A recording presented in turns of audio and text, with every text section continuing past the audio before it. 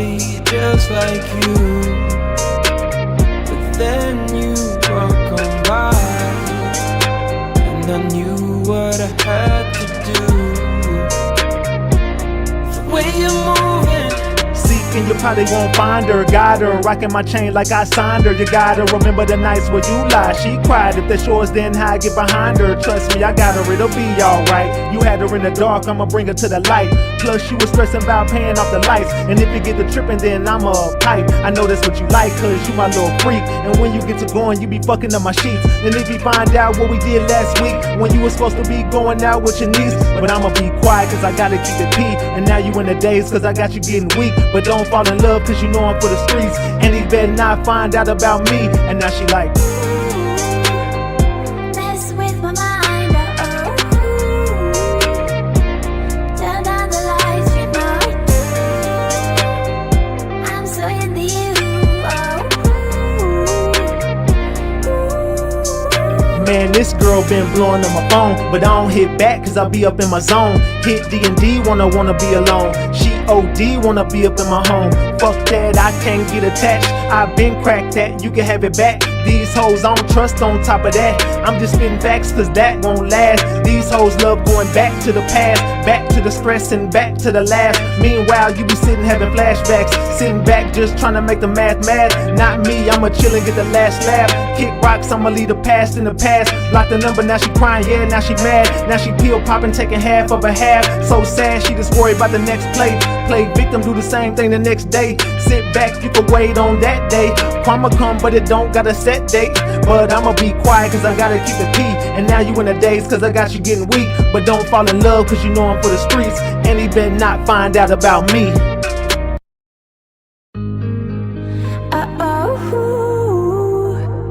mess with my mind, turn down the lights, you know I do. I'm so into you, Girl, you know that you so sweet, and you taste just like a peach. You can't get away from me, baby.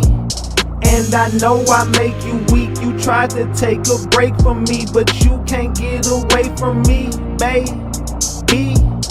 Ooh, girl, taste like candy, taste so good, nicknamed the brandy. Can't nobody understand it. Half the time she cannot stand me. Ooh, girl, you so sexy, I might let you rock my necklace. I think that you need a vacay cause you look like you been stressing. You stressing me every time you get away from me, but faithfully you promised that you'd always find your way to me. Impatiently I'm holding on to every word you say to me. Don't play with me, I knew that you was never really gonna wait for me. mess with my mind, turn down the lights, you know I do. I'm so into you, Girl, you know that you so sweet, and you taste just like a peach. You can't get away from me, baby. And I know I make you weak. You tried to take a break from me, but you can't get away from me, baby. Come sit it right on my face. I'ma eat all the food off your plate. Fuck a breath, we can't take no breaks. Take this dick, don't tell me wait. You know the record, let's set this straight. Pin you down to the bed, let me seal your fate. Now he blowing up your phone and I know you gotta go, but hit D&D cause that nigga gotta wait. Cause you stressing me every time you get away from me, but faithfully you promised that you'd always find your way to me. Impatiently I'm holding on to every word you say to me. Don't play with me, I knew that you was never really gonna wait for me.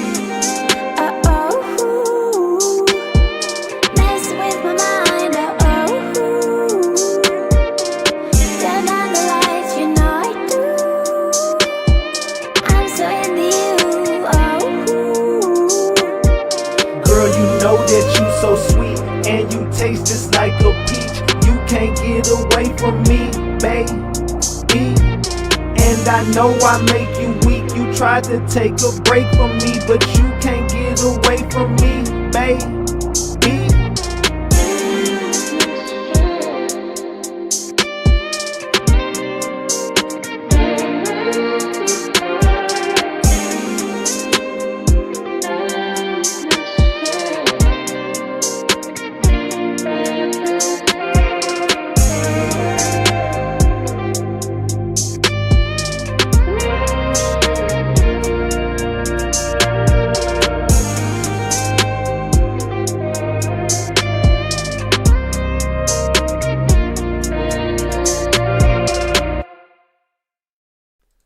Hey, Norm Tone Bot, Norm Tone Bot, Norm Tone Bot. We back, Ratchet Gang. We back with another one. We back with another banger. Let's get the likes up. Look, you might have forgot. Hell, they might have forgot. But you already know it's the king. Too loyal, Norm Tone Bot, RatchetTV. Hey, y'all already know, man. Y'all already know. Get the likes up if you in the building. And if you're new to the channel, hit that subscribe button. Tap that notification bell so you can get the drop whenever I drop. All right, so boom. Man. We got to talk, Ratchet Gang. We got to chop it up. Look, tonight we got to get back into this Diddy case, the Diddler, a.k.a. Puff Daddy, P. Diddy, Brother Love, whatever you want to call him. Sean Combs, we got to get into that situation. Also, Big Luigi Mangione. Have y'all been up on that story from Luigi Mangione? Has anybody been up on that story? Raise your hand if you've been on that story. Drop the eyeballs if you don't really know what's going on with Luigi. But there's been some weird stuff in that situation that kind of leads it into the Diddy situation. And I know I'm about to sound crazy, y'all. I know I always sound crazy when I do this, but when I tell you this show is it's not even going to be about what I'm going to say. This just hit me like right. I swear on everything. It just hit me right now. This is like a movie. You got Batman, the Joker, and the Riddler. I don't know if you can put those three pieces together on this puzzle. One of them is not here anymore, and two of them are incarcerated. I don't really know how to put this, but this is like a crazy movie right now. Who would Batman be? I'm going to wait. I'm going to see if anybody can figure out if this was a movie, who would be Batman right now in this scenario? Just in this scenario. Can anybody guess the name? And ladies, yesterday I had a migraine. I'm talking about I could not go live yesterday. I had the worst migraine that it just would not go away. So I apologize. And at the end of this live, I'm going to give back to y'all. I promise. So if anybody wants to put into the pot tonight, really, look, man, all the fellas out there, if you want to help these single mothers out on Christmas, donate to the chat, man. Also, the Cash App, I'm going to be giving away money on Cash App tonight for at the end of this live. So you got to stick around to the end. But yeah, so if y'all want to support the ladies, hit me up on Cash App, $RatchetTV. My mods will drop it in the chat, man. But yeah, donate something to the ladies, man. I really want to put an extra $250 in that pot so I could, you know what I'm saying, do something special for these ladies over here tonight. Look, if y'all want to support the ladies, throw something up to support the ladies. Let me know that it's support for the ladies for a single mother on Christmas. I know we real close to Christmas, and I told you I was going to do it last night. I promise y'all I'll do it at the end of the show. I apologize, y'all. But salute to all the single mothers in here, man. Salute. Anyway, who would Batman be in this scenario, y'all? Let's get back to the show. My fault. I had to just drop that real quick. But who would Batman be in this situation, guys? Allegedly, and everything I say is alleged, and it's all under the Fair Use Act. And you can see the Fair Use disclaimer in the description of this video and in the description of all my videos. This is just for entertainment and educational purposes only. This is just to educate my people on what we've been covering over here. Like I said, it's all under the Fair Use Act, and you can see the Fair Use disclaimer in the description of this video, and everything I say is alleged. Allegedly. I see a lot of people saying Jay-Z, and I'm going to tell you right now, if you're saying Jay-Z, you're way off. There was somebody who's not here anymore. He told everybody, if I ever throw up the bat signal, that's the warning. They're coming. He was going to warn the whole industry. Once he threw up that bat signal, he let the industry know they're on to us about the Epstein list. Salute to Binky for that 5-piece and that 2-piece. Salute, Binky. I appreciate you. She says, my phone acting up. Salute, Binky. I appreciate you. Also, Miss Bombshell Diva says, smash the like button, gang. Let's go. Tone Bot, thank you for the 10-piece McNugget. I appreciate you. Salute. Do y'all know who I'm talking about? There you go, Cocoa Butter. See, I knew somebody paying attention. There you go, Clyde. Matthew Perry. He was going to be the leader of the Epstein files getting out. Y'all, do y'all remember to see that? See, they sweep so much shit in your face that you just get all foggy minded. You don't know what's going on. The Jay-Z play, this play, that play. You don't even know what's going on no more. Salute to Karma Girl for that 5-piece. I appreciate you. Salute, salute, salute. The reason he and Diddy got the same lawyers because that's Diddy engineers and he knows where the missing tapes are. He knows where the missing tapes they're looking for, and Diddy did do what they say he did. He just didn't do it by himself. There you go. Somebody's waking up. So Matthew Perry already gave the drop. So then if Matthew Perry is Batman, who would the Joker be? If Matthew Perry is Batman, who would the Joker be? I need y'all to double tap that screen. Double tap that screen, y'all. We should be way past 200 likes by now. Come on, y'all. If you in the building, double tap that screen and get these likes up. If you voted on that poll, we got 200 votes on the poll. We should have 200 likes on the screen. If you voted on the poll, you should have liked the video. That means you're here to support. So if you voted on that poll, you can tap your screen twice to like the video. Come on now. Okay, they're saying Diddy. So Diddy would be the Joker. Matthew Perry would be Batman. So then who would the Riddler be? Who would the Riddler be? Man. This shit is all starting to connect, gang.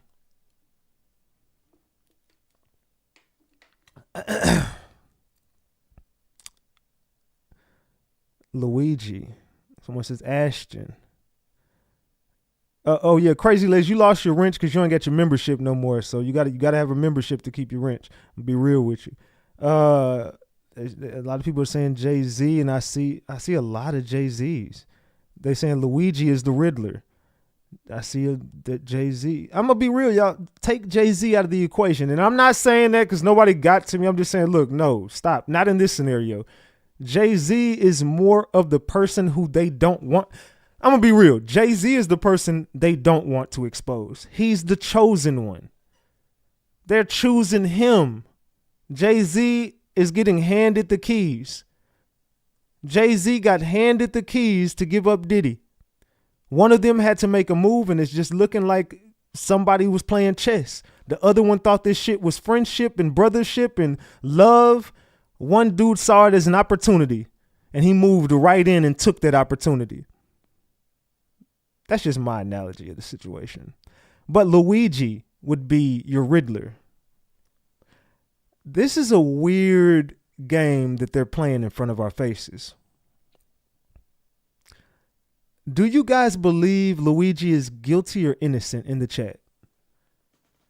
Before we even get on the Diddy situation, salute to Ocean Breeze for that 2-piece. She says, Clive. Oh, Clive is so deeply behind the scenes. He'll be gone just like what's her name, Quincy Jones. Him and Quincy Jones will be out of here before they dirt comes out. They'll be long gone before they dirt comes out. Like, no, don't get me wrong. Quincy Jones dirt is gonna hit the streets one day, maybe soon, just like Clive Davis's is. But they're not. They're too old and they're done. They've done enough. They're gonna pay the piper whenever they get in the afterlife. So we'll just figure that out when we get there. They said Oprah is the Joker, Diddy is the Riddler. Oprah is deeply invested behind the scenes as well. Her dirt ain't coming out right now. It ain't her time yet. I'm just telling y'all the truth. Tyler Perry is not his time yet. TD Jakes, his time is ticking, but it's not his time yet. TD Jakes already did his humiliation ritual. Man, come on. They're playing right in y'all faces. They've been playing in our faces for a long time. It's just time to expose the play, y'all. We're here now. Shit is so crazy that I've been warning everybody about 2 letters that are scaring the shit out of me, and they should be scaring the shit out of you and everybody else in this fucking room. What the fuck is this? What is this with these 2 letters? It's something about that scares the shit out of me. Because it's something else. It's not us. Remember, I told y'all, like a computer. If you're talking about my computer in front of me, if something goes wrong with my computer, a man made this computer. I can get past whatever the fuck is going on in my computer because a man made this computer. There's a way to figure this out. The computer can't outsmart me. No computer can outsmart me. I can be smarter than a computer because I can learn it. You can learn the AI stuff, but it's way too advanced. And it scares the shit out of me. It's so advanced to where they could put something right there in front of your face, and now we're questioning ourselves. We could listen to a song from Drake and then we'll question ourselves. I don't know if this is AR or real. We could watch something on the screen and be like, fam, I don't know if this is AR or if it's real. Just watch the next set of video games that come out. And when they incorporate the AI, which they already started doing it in the Oculus, the shit is starting to get very scary. If you have played around with AI, which I have, you know that this is some freaky shit. What the hell can't they do with AI? That's when it starts to get real scary, because it's like, hold on, fam, this shit is, how are you, if you can do this, I could only imagine what the people who have been knowing about this for the past 10 years can do. If we can sit on our computer and do this, the people who have studied this shit and already played with it and been around it for all this time, they know how to, and they've mastered it. Just imagine the chaos they can create with this technology. Man.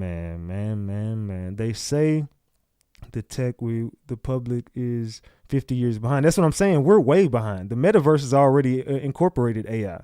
So we're just getting used to it. So how do we start this show tonight? Well, someone said Eddie Murphy. Eddie Murphy ain't got shit to do with nothing. How we start this show tonight, we got to talk about Diddy. What is going on with Diddy? Is Diddy now, I'm not asking you, is he guilty or innocent of this, whatever. I'm just asking you guys, in this scenario that we're looking at, is Diddy the scapegoat? And someone in the chat said, let me know in the chat, do you believe Diddy is the scapegoat? Drop the gems if he is. Drop the caps if you think, nah, he's just a guilty motherfucker that he deserves to be in jail. If you think that they're just setting him up and you think that they're just putting him out there to be the front runner for this shit, let me know in the chat. Drop the gems if he's being set up. Drop the caps if you think he's just getting what he deserves. Let me know in the chat. Man.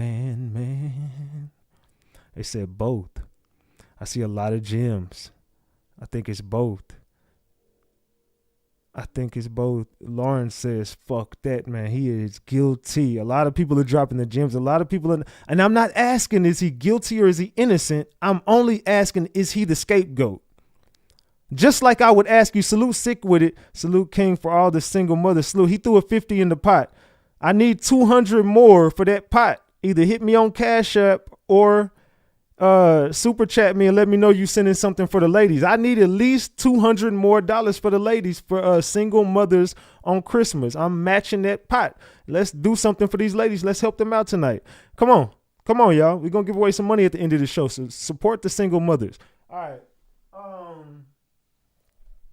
Let's see. I see a lot of people that think Diddy is the scapegoat. Some people think Diddy's just getting what he deserves. But nevertheless, and I'm only talking about in this scenario. I think it's safe to say we all know Epstein was guilty, right? I think we all know Epstein definitely did a lot of shit that he should have went down for, correct? Some people would even say in this moment what they think happened. A lot of people would be cool with that. I don't want to get into that. Whatever happened to him, we don't know if he's here, there, anywhere. We don't know what the hell happened to him. We just know that something weird happened, and he was the scapegoat in his scenario. Not saying he was innocent, not saying he didn't do anything. Who is this? Salute to Leash for that 20 piece. I appreciate you, Leash. Salute. So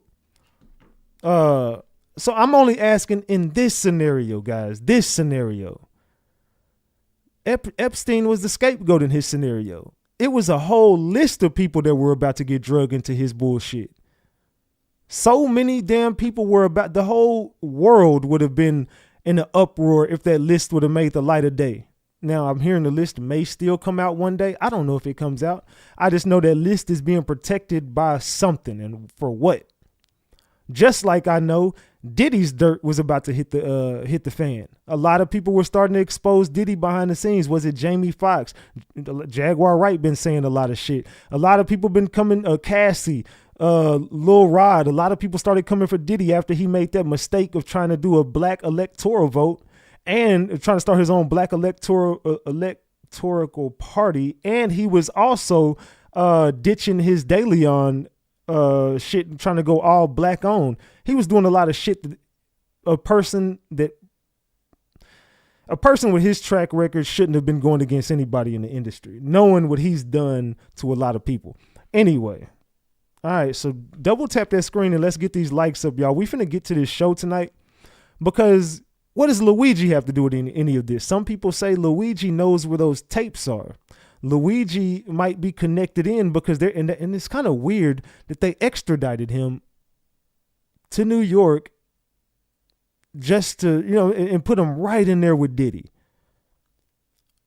It's starting to get weird. And then the way they went about taking him in, and it's just been a lot of weird stuff going on with that situation. I don't know. Do you think that Luigi did it or do you think he didn't do it?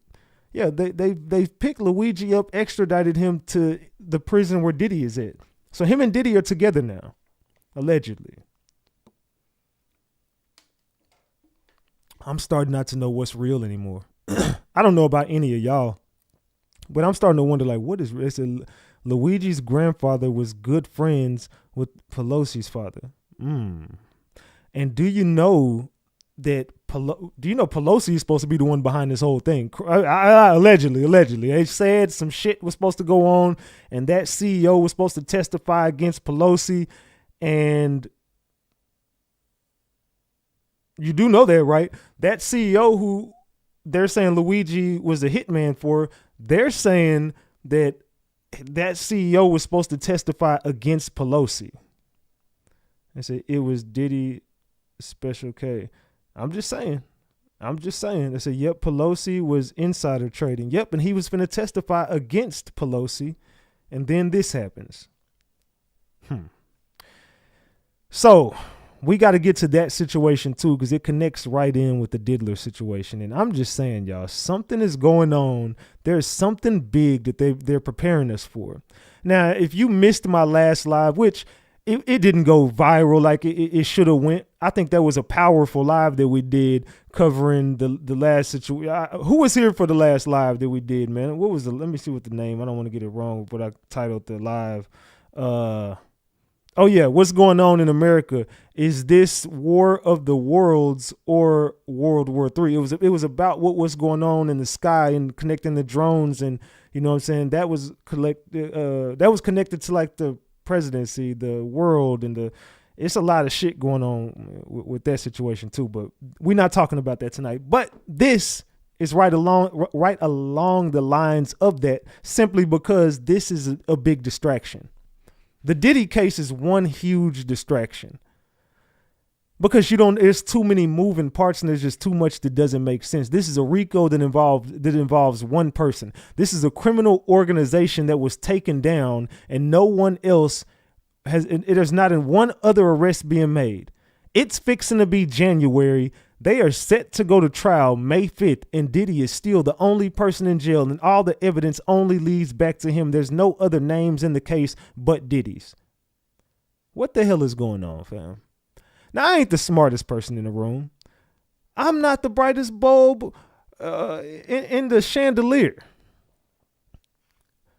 But I know a thing or two about a thing or two. I know that if you got a RICO criminal organization, that more than one person would be incarcerated and be on paperwork. Where the hell is all the rest of these people in the paperwork? Where is Courtroom? Where is Harv Pierre? I don't give a damn if they snitched or not. You still got to go to jail. And so you telling me they just going to escape all charges? Remember when 6ix9ine snitched on the 9 Trey Bloods? All them niggas got picked up, and 6ix9ine got the sweetest deal because he told on the whole crew, and everybody else started getting if they started giving up information, they started getting deals.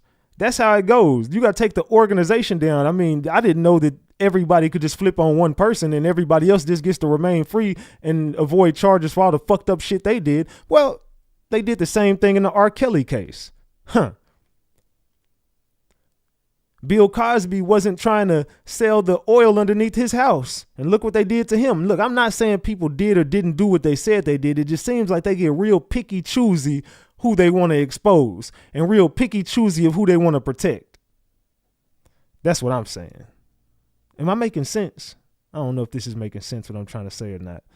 They said, what baffles me is Hollywood is silent. It's the loudest silence because all of them are connected. That's what I'm saying. They're picky choosy. All these motherfuckers are guilty. We need to be taking the whole industry down. It's whoever they don't like or whoever they're sick of. That's why they want to throw them under the bus. That's facts. It's Operation Mockingbird. Yes, it do. Okay, so if it makes sense, drop the gems. If you don't know what the hell I'm talking about, drop the eyeballs. Y'all ready to start this show? Let's see.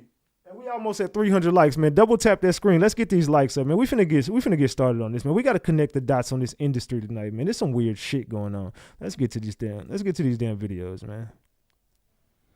Diddy has been sued 2 more times over the last couple of days.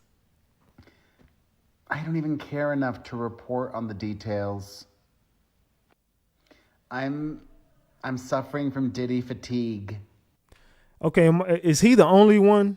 Is he the only person that is just so fucking over these Diddy allegations? It's like, come on. I'm not, look, I swear to everybody in here, bro, like I swear, I promise you guys, I am not even taking the dude's side. Y'all know how I've been exposing Diddy since 2021, 2022.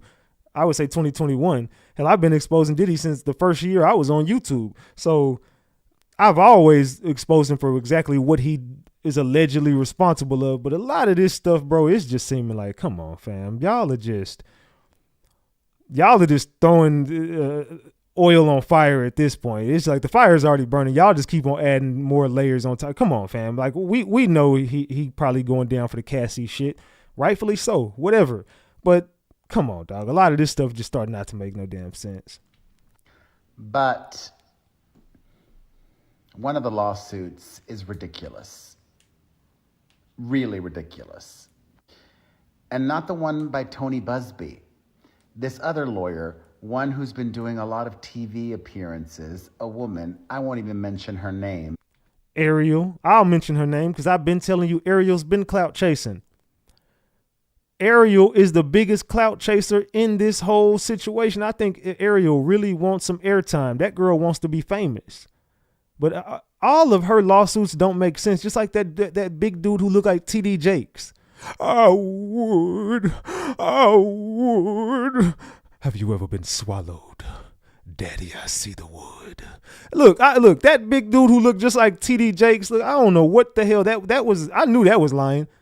The Sons called him a liar. Everybody know that man was lying. Nothing you said in your interviews made sense of why they gave you these tapes. I'm not saying the tapes are real or fake. I'm just saying, fam, your story just don't add up, fam. Your big ass is lying. I would.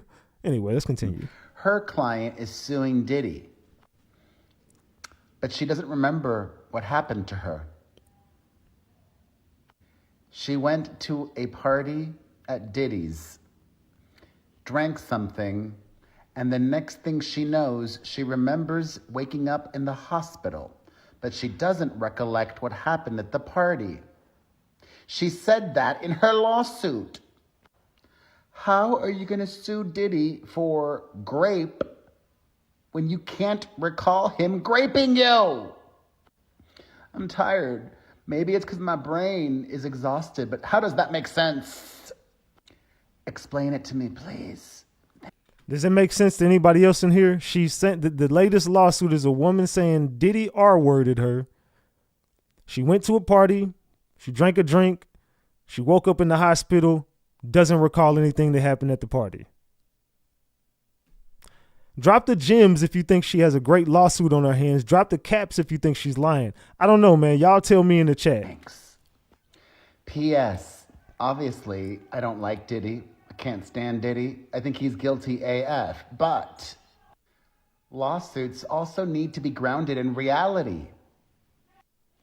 And the other lawsuit, oh my God. The other lawsuit is from an incident that allegedly happened in 1991. 1991. Diddy was around 22 years old then. And the woman in that lawsuit also alleges that she was given something to drink and then... And I'm not saying that the woman is lying, but this lawsuit's a Tony Busby one, and I am skeptical about any lawsuit that Tony Busby puts forward after the Jay-Z debacle. Especially because this alleged incident happened at a college charity basketball game in one of the locker rooms.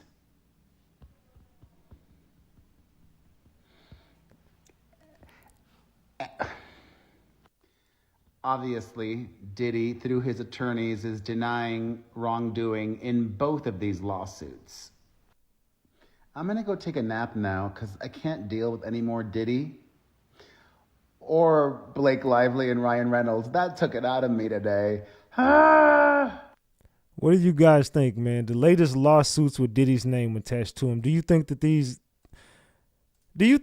lawsuits got any truth to them? Let me know in the chat. Drop the gems if you believe these latest ladies lawsuits. Ariel, I just don't trust you.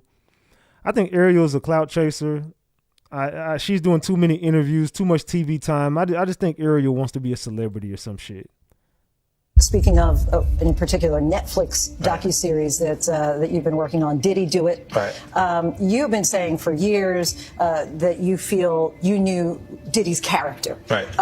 Yet you said you weren't a part of that lifestyle. You weren't going to the parties. So what makes you so absolutely sure that these kinds of allegations that we've seen against him are true? Well, I'm surprised by the allegations, as surprised as everyone else is. Like, I didn't make the allegations. I didn't tell people to say these things.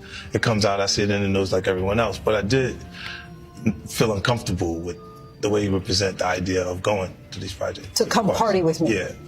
And then that swayed me away from it.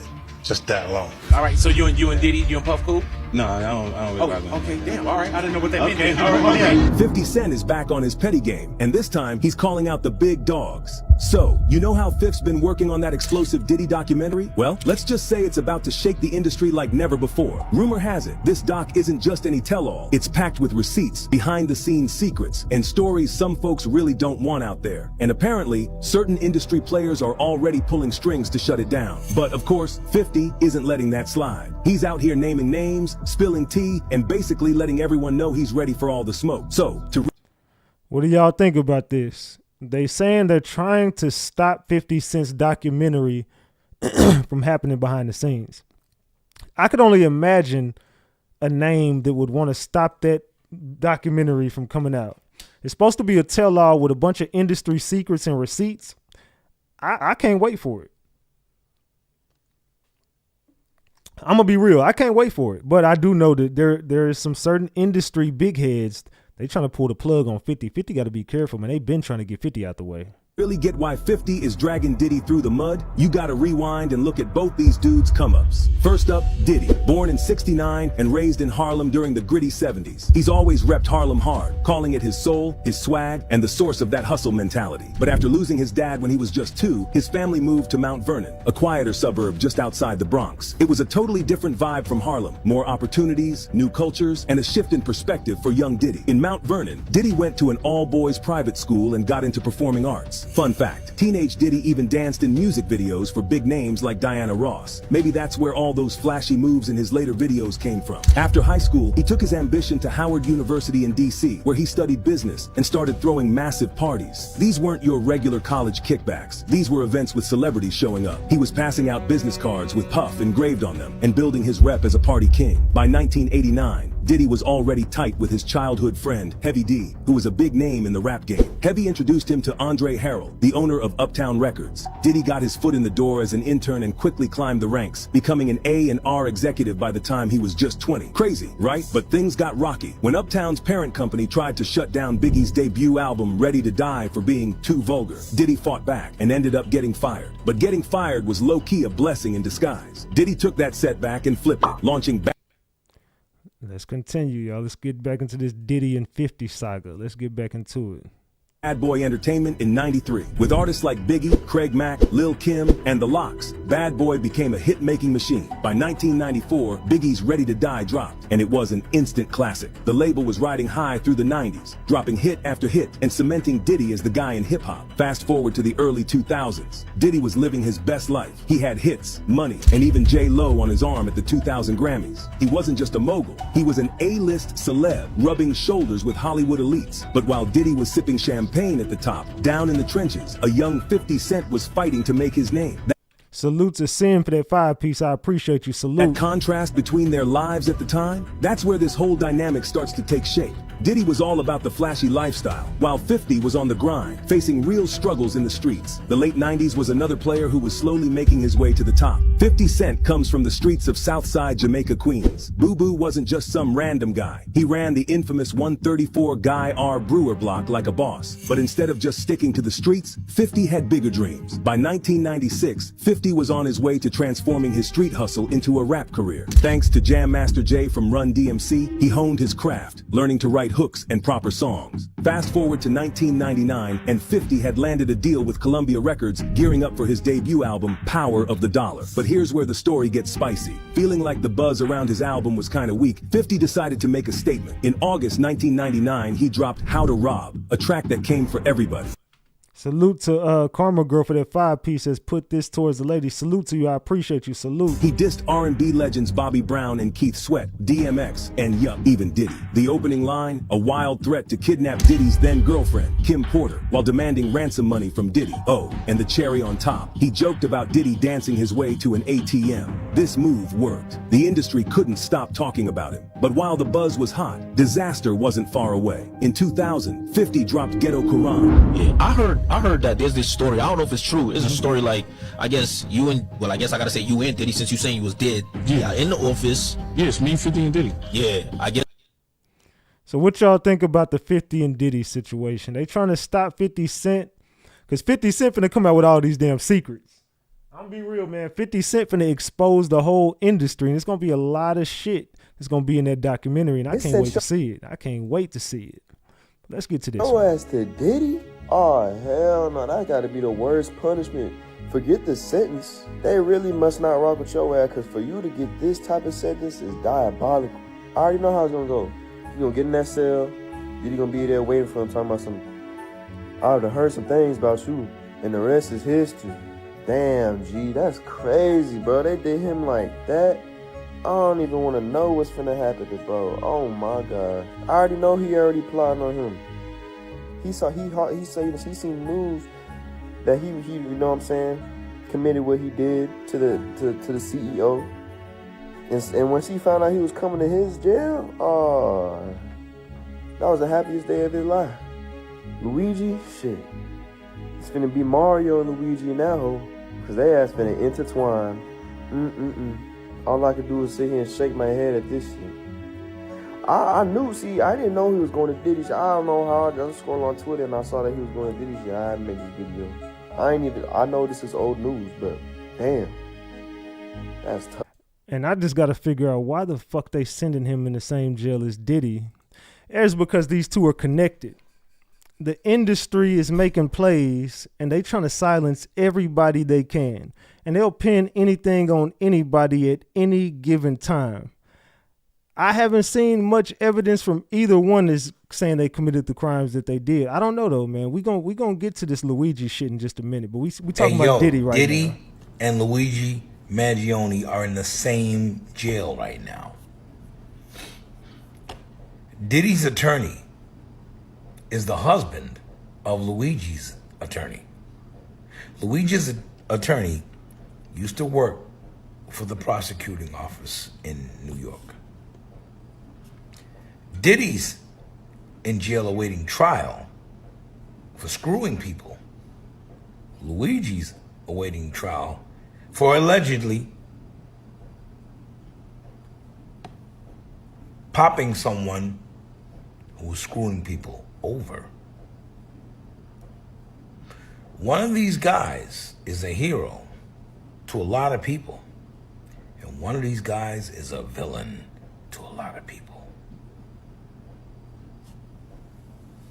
What do you say? Interesting, right? Because if you're looking at it, one of these guys is a hero and one of these guys is a villain, allegedly, because a lot of people don't even believe Luigi did what they said he did.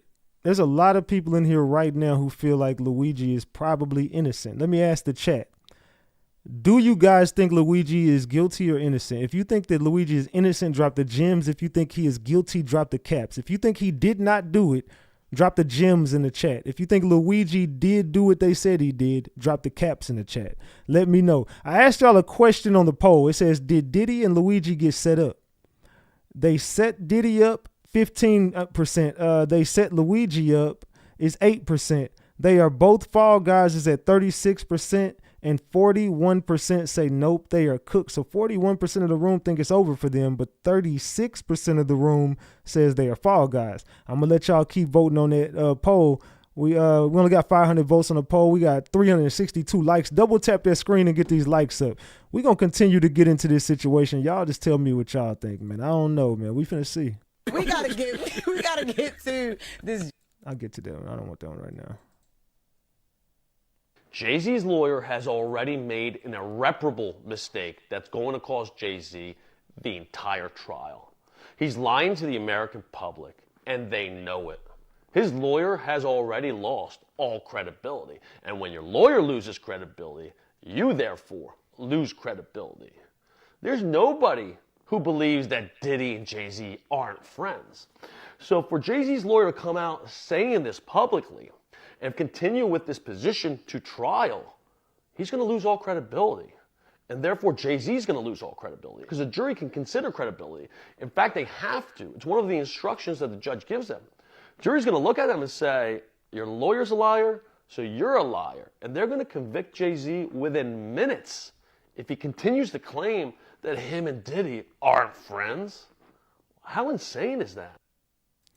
How insane is that? But Jay-Z's going to stick with their position, and he might end up winning because I don't really see, especially when the NFL don't even want to investigate the shit. NFL just came out and said, nah, bro, hell nah. He did not do that. We good. We moving forward. So let's continue. P. Diddy's lawyer responds to new lawsuit against him. So you got P. Diddy's lawyer responding to this new lawsuit. So you got another joint out here suing P. Diddy for a 2006 incident, right? I'm like, damn, this is unprecedented. Like, this man got everybody and their mama suing them, right?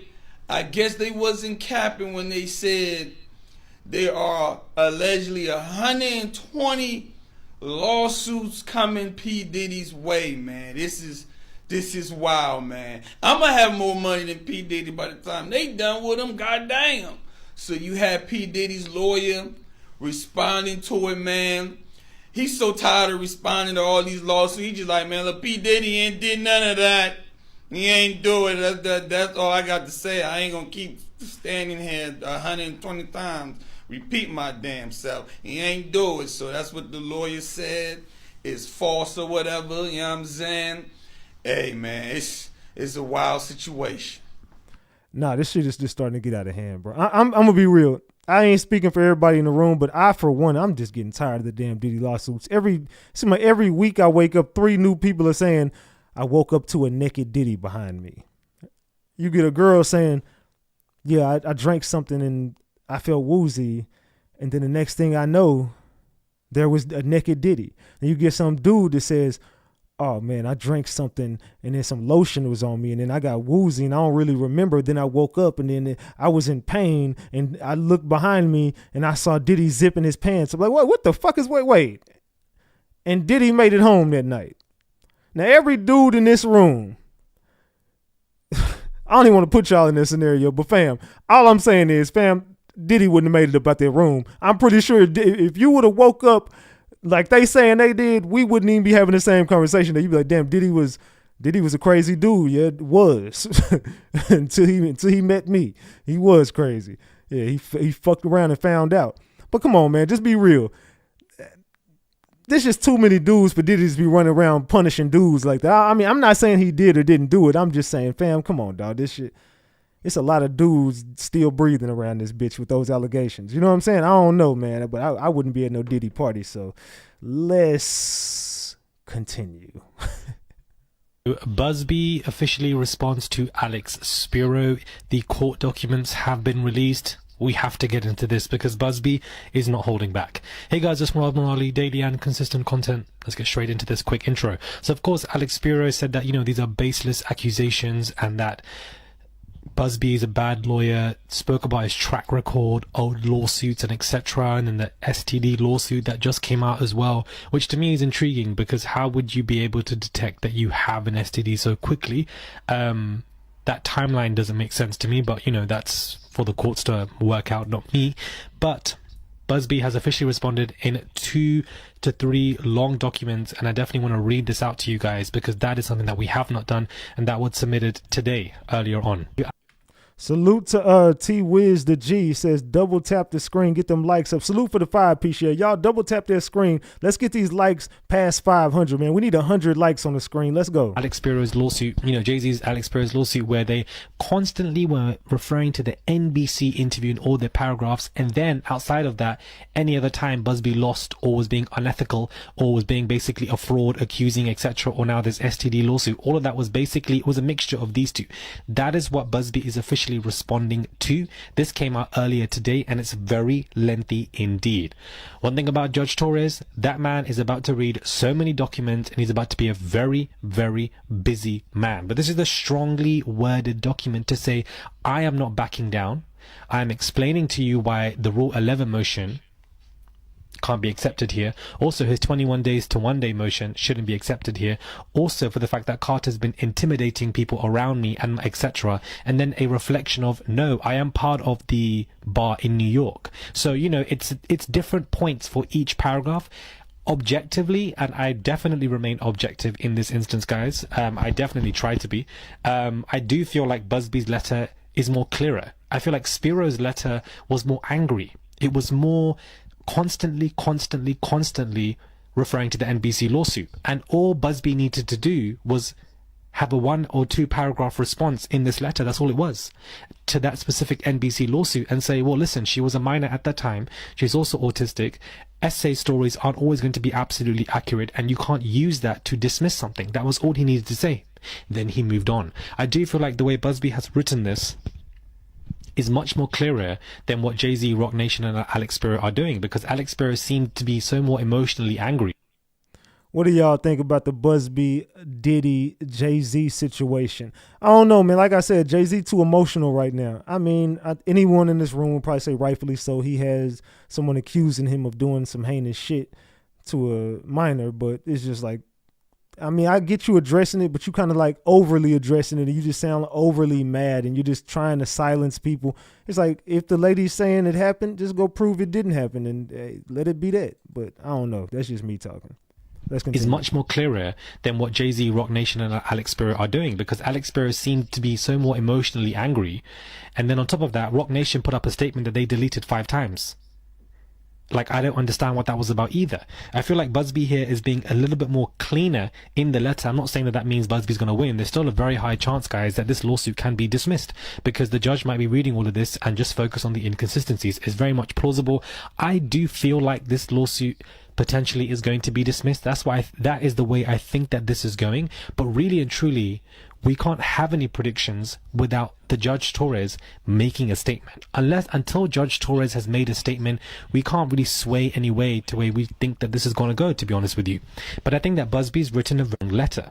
It's very clear, very concise, different points for different paragraphs, and we move on. He's addressed 5 to 6 things all within this, where I feel like Spiro just constantly kept referring to the NBC lawsuit, NBC interview, and then was just playing dirty by referring to so many different bad lawsuits that Busby was controlling. And I'm just like, what is all of that? What does the historical context of Busby's lawsuits have anything to do with what your client's been accused of? It was just so random, so out of left wing. It just didn't make any sense. Is the judge, and is Judge Torres, is he ignoring Jay-Z and Alex Spiro? That's one thing that also I wanted to speak about. And I don't think that he's ignoring them per se, but I just feel like he feels that whatever these emergency hearings and emergency motions that Alex Spiro is filing is not an emergency. Because if it was, there would have been a hearing by that 9 a.m. the next morning, and there wasn't. He's aware that this was filed. Evidently, he had to be, and he didn't grant it because he didn't think that whatever that they're filing as emergency should be approved for whatever reason. He clearly is taking his time. He's well acquainted, far more than any of us, which is why he's a judge, and therefore he is just taking his time on this and doesn't feel like whatever's being granted as an emergency should be an emergency from what Alex Spiro has said. And him boldly making those claims and those claims not being approved, I feel like also says something as well. Don't think it holds bias from Judge Torres, but I think it just says something. So I don't know where you guys think this is going to go, because this is like the 4th or 5th day of rebuttals between Alex Spiro and Busby. It's just going back and forth. It's all being very dirty. And, you know, we're not focusing on the alleged victims, unfortunately, because this is what this is about. That's true. Nobody is even focusing on, is this really a victim? You know what I'm saying? Well, I'm saying if she is, she definitely needs justice. But everybody is pretty much dismissing her claims and just saying, no, fuck that. So Jay-Z, in the same breath of him saying he wants to, look out for victims, he's dismissing this victim and just basically saying fuck how she feels. And this is someone who's saying at the age of 13 this happened to her. So maybe something did happen to her and maybe she just got shit confused. Maybe it was or was not you, but she definitely deserves some sort of justice, and her story should be heard. Claims, and those claims not being approved, I feel like also says something as well. And the fact that the judge not bending whenever y'all say bend, and that's good too. So it's kind of saying there might be some merit here. They might got something here with this lawsuit, because the judge ain't dismissing shit yet. Don't think it holds bias from Judge Torres, but I think it just says something. So I don't know where you guys think this is going to go, because this is like the 4th or 5th day of rebuttals between Alex Spiro and Busby. It's just going back and forth. It's all being very dirty. And, you know, we're not focusing on the alleged victims, unfortunately, because this is what this is about. But it's a high public profile case. So, of course, it's going to be against the lawyers. But the alleged victim is not recanting her story against Jay-Z. She's not recanting that. There are inconsistencies in her memory and what is going on in the timeline and etc. But she's not recanting what she feels Jay-Z did to her. And that's just basically what's all being publicly reported. Wanted to give you guys another quick update. I felt like I touched on Busby's response in some earlier video. At this point, I don't even know, because there's been so many responses, but I don't think I read this out to you guys clearly or concisely at all earlier today, and I should have done that, so I do apologize, but I definitely wanted to get it out to you guys thoroughly. But yeah, very clearly, it was clearly written, it was concise, it was spaced out, it was like, 5 to 6 different points. Way more better, in my opinion, than what Alex Spiro was writing. Because why am I reading a response of Alex Spiro that's discussing Busby's past of so many other lawsuits? I'm like, what the hell does that have to do with this? It just doesn't make any sense. I don't see Busby talking about Alex Spiro's past, and going through all of what he may have done left, right, center. Like, I don't understand. I also just feel like the way Alex Spiro is behaving with the Eric Adams case, and for the fact that he's been told off multiple times, can also affect the way he's dealing with this case, because I feel like it's similar judges. It's, all happening in New York. The Southern District of New York is basically seeing both, and so I feel like something could potentially happen. Who knows? But at the end of the day, guys, Alex Spiro is getting bankrolled. His clients are absolutely insane. For the fact that he has Eric Adams and Jay-Z at the same time, that man is about to be one of the richest lawyers in America. Let me know your thoughts, guys, when it comes to this. Do subscribe to the channel. I would really. So what you guys think about that? He has Eric Adams and Jay-Z as clients. That's Alex Spiro. He also represents Elon Musk. So Alex Spiro is a very, very powerful and rich man. Keep that in mind too. A couple of weeks ago, we did a story, maybe a week or so ago, about Luigi Mangione. And in doing that story, go back and watch it, did a couple of things, but these things are important. One, taunting prosecutors during a press conference, generally not a good idea. As mentioned, fighting extradition, generally not a good idea. You've heard probably on the news and talking to Mr. Mangione, or not talking to Mr. Mangione, but looking at people who are doing clips, things such as, how are the feds and the state prosecuting him at the same time? Well, the feds and state have what's called concurrent jurisdiction, meaning that they can go after you at the same exact time. When we talked about doing the press conference, I made a comment that I said if it was Me, I'd spend more time trying to make sure that the federal government doesn't come after you, because the federal government has the death penalty. And so now the feds and the state are fighting each other back and forth. Who's going to win? The feds are going to win. It's going to be a battle on who can try Mr. Mangione first. The federal government, because they have the death penalty, and they've charged him, it looks as though, with murder as well as stalking, that they will be able to look at the death penalty if they get a conviction. The state in New York does not have the death penalty, but more importantly, state system goes really slow. Feds go fast, state goes slow.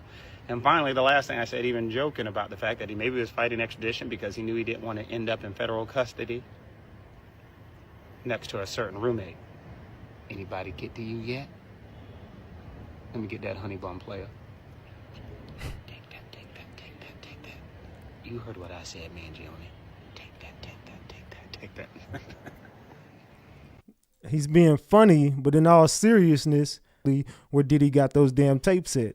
Maybe they could be trying to break Mangione. They're saying they're charging Mangione with stalking the CEO. They got to be able to prove he was stalking the CEO. I don't know, fam. I don't know that Mangione did what they said he did, but it's just kind of, they've been playing some weird ass game. That man is a fool. So I don't know. Mangione seems to be a small fish in a big ass pond. And it seems like it's some sharks in the water. That's all I can say. It's some sharks in the water around him. Him and Diddy. I don't really believe them boys safe in there. I'm gonna be real. I think one of them might not make it up out of there, or not. Both of them might not. Explicit lawsuits are being filed, it seems like, every single week against Diddy. And there's a new one. A woman named LaToya Grayson says she believes that she was drugged and assaulted at one of Diddy's parties in 2006. And this volume is kind of low, so just turn your volume up if you can't hear it too good. But here goes Ariel again with another. They're always doing interviews. Every time she always getting on TV. LaToya joins us live now. This is her first time speaking out since filing this lawsuit just today. We're also joined by her attorney. Someone said, "Why is it skipping?" I don't think nothing is skipping, man. If you trolling me, you finna get your ass packed up. I'm being real. If you trolling me right now, you finna get packed up because I don't see shit skipping on my screen. But if he's trolling me, mods, go ahead and handle it. Ariel Mitchell, I appreciate both of you ladies being with us on a Friday night. LaToya, I want to start with you. Walk us through what happened. I know that your sibling won a contest to go to a Diddy party. You flew out to New York. Oh my. Hold on. Y'all can't hear me? Hold on. Hold on.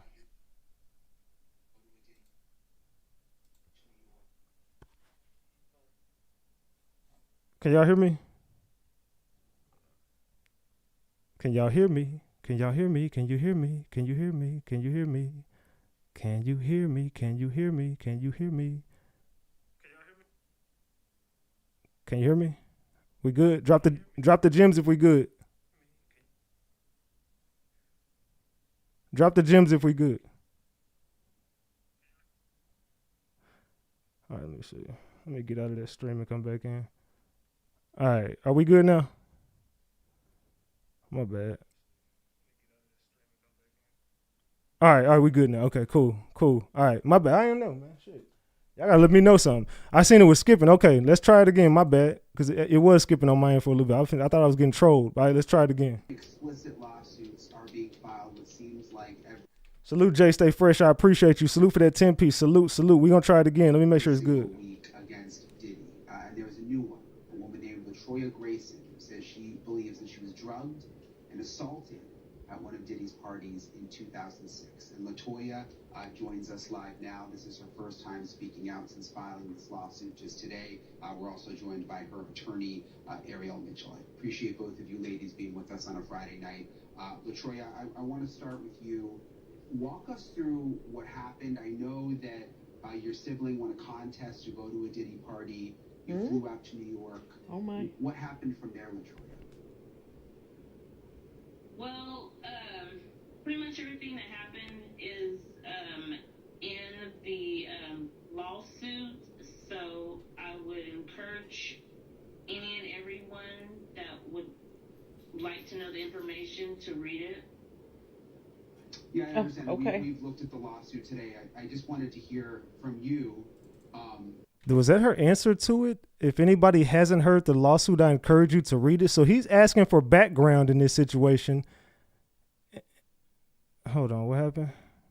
Okay, let's just go ahead. I don't think they trolling me though. Hold on, let me make sure. Hold on, what happened? Yeah, let's get L out of here. Get L out of here. I don't even want them back. Get L out of here. I'm just tired of stopping my screen and addressing that same person. Get L out of here. Whoever the hell that is, get him out of here.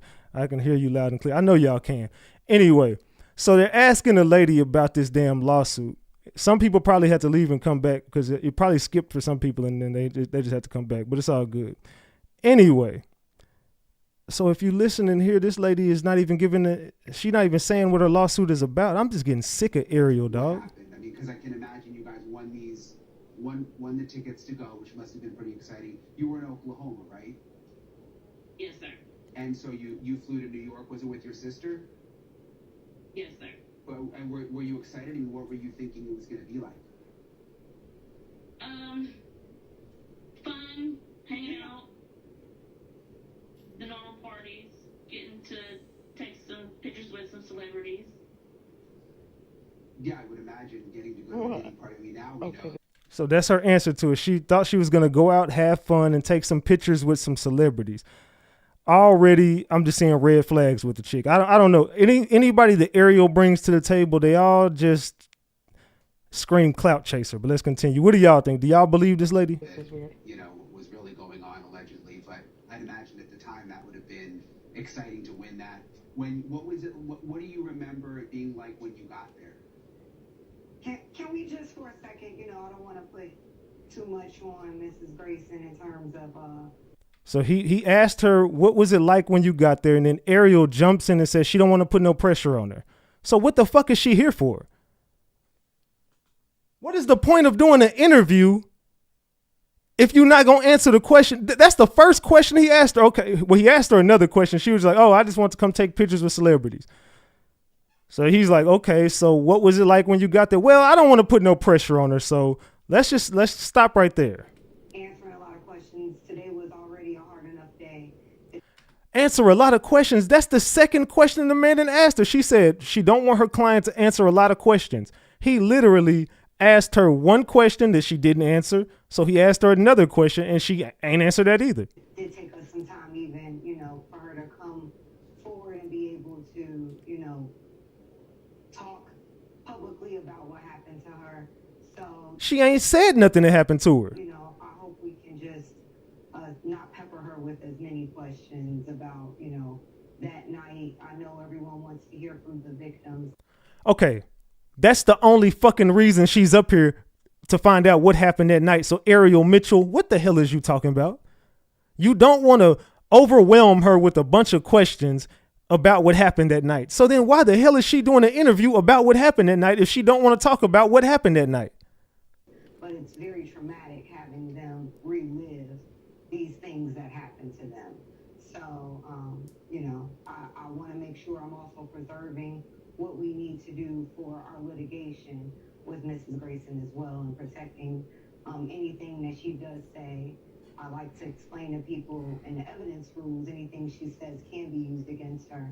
But she did want to come forward with all the allegations, with all the individuals that are making, very rarely are you seeing any of the victims actually coming forward. So today she was very brave, and through her, She's very brave. I mean, look, man, she ain't said a word. You've said way more than she ain't said nothing but, oh, I just want to go have fun and go take pictures with celebrities. And here you go, answering every question for her. Salute Deanna for that 5-piece. Salute. Man, this shit ain't making no sense.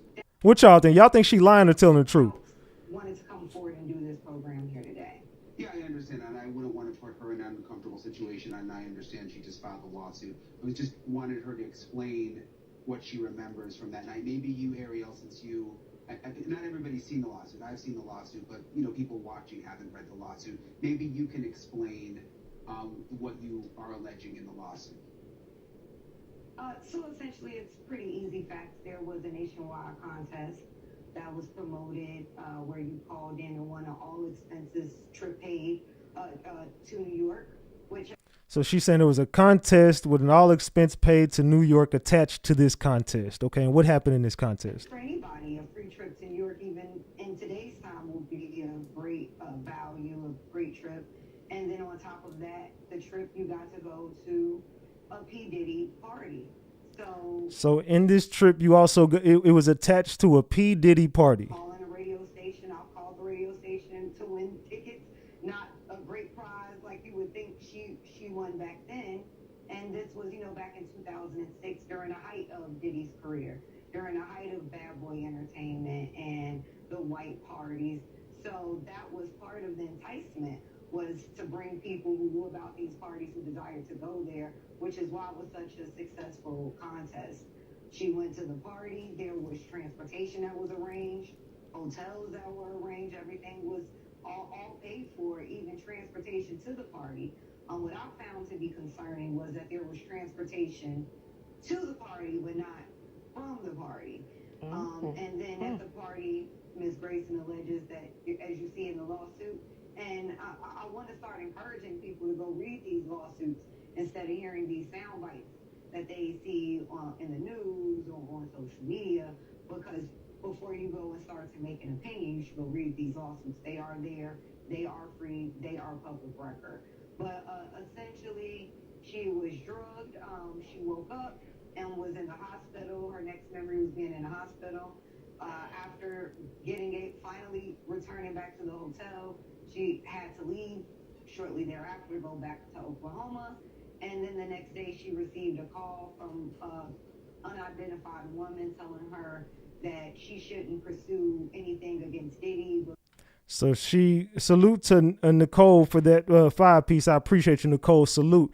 So she's saying that she was in Oklahoma, flew out to New York, and gets this all paid trip with a Diddy party attached to it to New York, goes to the party, ends up in the hospital, wakes up the next day. Well, she woke up the next day in the hospital after being woozy the night before. Now, the next day she had to go back to Oklahoma, and then she gets a call from a random number saying, please do not pursue charges against Diddy.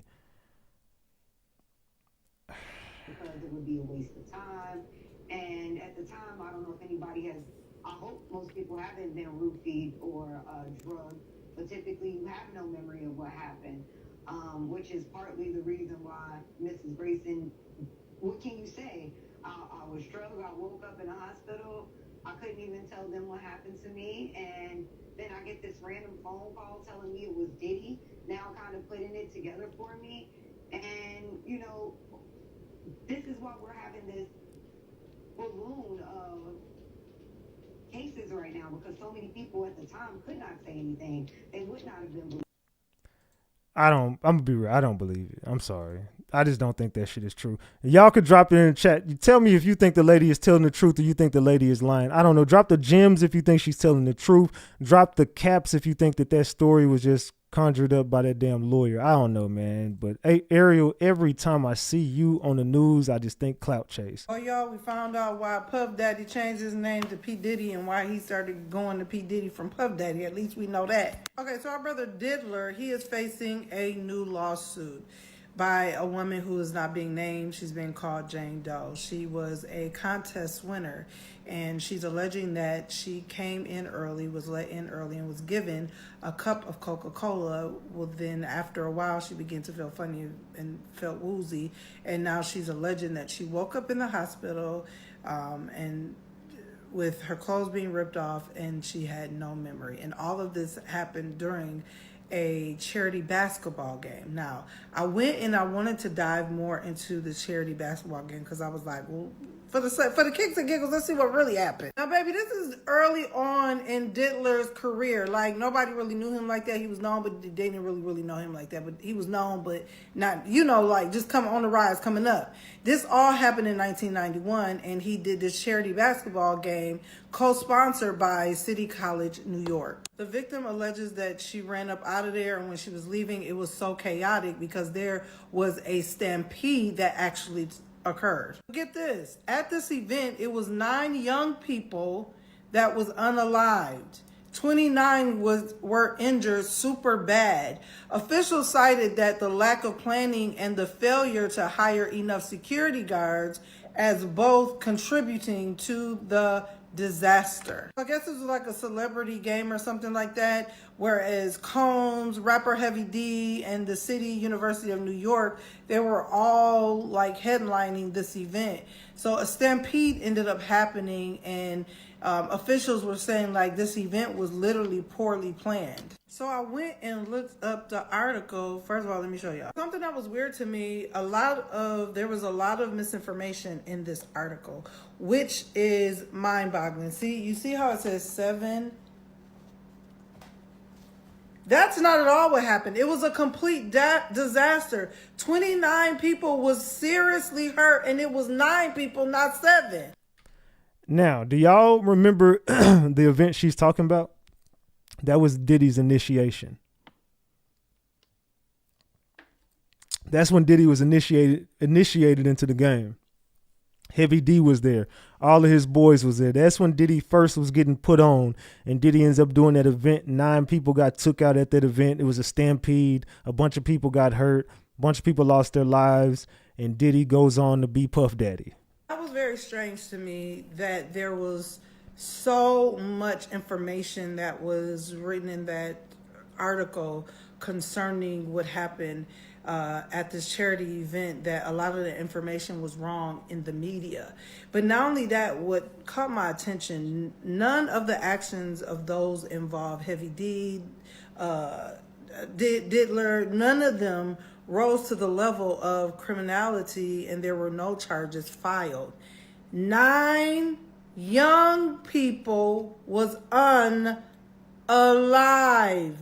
Fast forward, he started, I believe that they were saying that he had caught a lot of flack for what happened, and and there were other things that was happening during this time, a lot of stuff coming out that just made his whole image look like, what are you doing, sir? What are you doing? And then that's why in 2001 he started going by the name of P. Diddy. Now, I'm not saying what I'm saying, but I am saying what I'm saying. It was a lot of dirt done in New York City with this Diddler, Diddy. It was a lot of dirt he did. Got away with a lot. The media in New York City never really, it's strange. I think people need to look into that. Who is connected to all of this? Very strange. Because according to what I read in several different instances, even people was coming forward like, how is this happening? Nobody got charged. It's just like went away. That's strange. It's strange. What y'all think about that? Because that nobody ever went down or was responsible for those 9 people dying. They just basically said it was, a stampede, and all is good, all is well. And Diddy goes on to be P. Diddy, the Diddler, Brother Love. He goes on to live his life, and those 9 people, no one ever heard about that story ever again. So who has been behind Diddy this whole time are the people we should be looking at today. Who has been handling Diddy since the beginning of time? Well, one of them, they're not here anymore to talk about their experiences with Diddy, and that's Andre Harrell, Heavy D. Well, there is a Al B. Sure who knows a lot about him, but Heavy D ain't here no more. Andre Harrell ain't here no more. All the people that he started out with, they really not here to tell. Biggie's not here to tell his story. There's a lot of people. You can start naming the people who could have ratted Diddy out that are not here anymore to tell their experiences with Diddy. Can somebody in the chat tell me who is around Diddy that ain't here no more? Kim Porter. They not here to tell the story. So Diddy going down for a lot of this stuff, there's just too much dirt Diddy did that he got away with, because all those people they're not here no more. Can I get more than 500 people to double tap that screen? Come on, man. What is we doing with the likes? Double tap that screen and like this video, man. They said Wolf. Wolf ain't here no more. Kim Porter ain't here no more. Andre Harrell ain't here no more. I see another Kim Porter.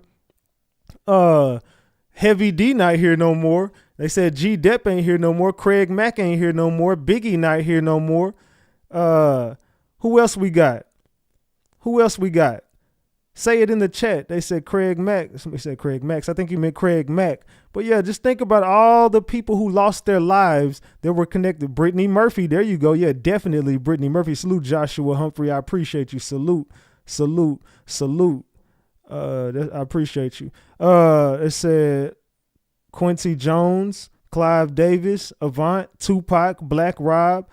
They said Black Rob, Tupac, Black Rob. Yeah, there's a lot of people that ain't here no more. Tupac, Chris Lightly. There's so many people that could have ratted Diddy out a long time ago, but he got away with everything he got away with because he got rid of all of the people who could have ratted him out. And all the other people who he didn't rat out or who didn't rat him out, he controls them all, which leads you right down this black rabbit hole of the Luigi Mangione.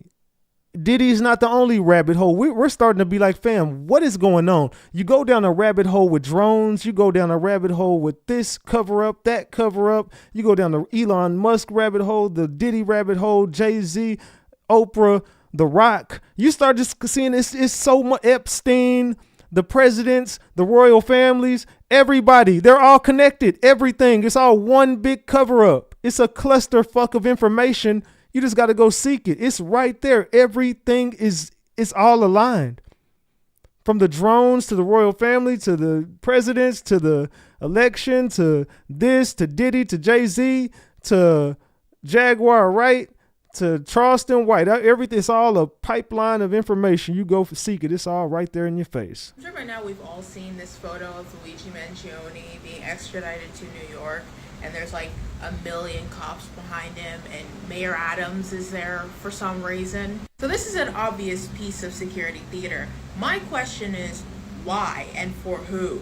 Every day, the unsubtle nature of capitalism manages to catch me off guard yet again, and I suppose at this point I shouldn't really be shocked. Because if this is supposed to be a message to the working class, sort of like, oh, don't even think of rebounding some of the violence you experience every day as a working class person in America onto the upper class, because we will do to you what we're doing to Luigi, it is startling how bad they are at this. Because they have done the opposite of disgrace this guy. He looks like a Christ parallel now. And I saw someone bring up, this might not have been a message for us, but rather a message for the ruling class, sort of telling them, don't worry, we're going to protect you guys. But again, I have to imagine there are better ways of communicating that message to millionaires and billionaires that are better than turning Luigi Mangione into a folk hero. So the conclusion I have to reach is that this is essentially just spectacle for the sake of spectacle. The crazy thing about capitalism is that it is simultaneously self-reinforcing and self-undermining. It can't help but promote its own contradictions. And the crazy thing is, even though spectacle like this is not in capitalism's best interest and is ultimately not intelligently planned, I still think this is going to work out in favor of capitalism, because ultimately I don't think what we're seeing right now is genuine class consciousness. The revolutionary kind, at least. I don't think what we're watching is even real. I don't know how to say that without sounding completely freaking crazy. I just think that what we're watching is a movie. I think that they're literally playing out movies in front of our face, and they're treating us as if we're just dumb. And most of us probably would be, because we're not going to go seek the information or seek the answers. But me and my people, we woke. So let's continue going down this pipeline. Can someone please explain this to me? What the mayor's talking about? Do they not have a PR team? Does New York City not have a PR team? Does the mayor not have a PR team? What is happening? Feel the need to go to the heliport and actually greet him once he got off that helicopter. So I was at a conference a few days ago with the top CEOs, IBM, Deloitte. It was a room full of CEOs and governmental officials. And the shooting, the intentional shooting, and the response after really traumatized the entire industry. Not only the CEOs, but the employees. People forget that. And I wanted to send a strong message with the police commissioner that we're leading from the front. I'm not going to just allow him to come into our city. I wanted to look him in the eye and stated that you carried out this terrorist act in my city, the city that the people of New York love, and I wanted to be there to show the symbolism of that. This man just tried to justify him walking behind Luigi because CEOs were terrified. What about public school teachers? What about children who have to do active shooter drills? you're not standing behind them. These CEOs are so obviously the most important thing to you, and I'm surprised you're saying it out loud. I'm surprised the transparency is there. At least one thing. But my God, what a terrible precedent to send. And you're speaking like he's not innocent until proven guilty. You're completely acting like he's the one that did it. You said it. How is he supposed to get a fair trial there? It's appalling and embarrassing.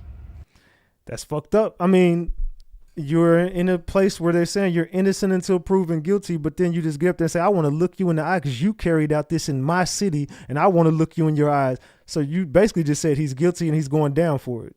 It's like, so what was this meeting with you and these CEOs really about?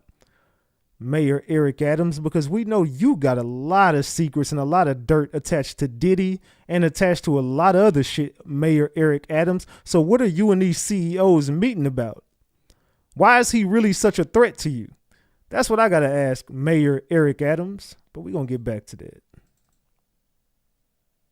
If anyone is currently in New York and is serious about protesting, I advise you to sign up to my Linktree and join my platform where we're talking about all of that. Because no offense, I've been to 2 of the protests so far, and these people are amazing, but they're not confidently formed.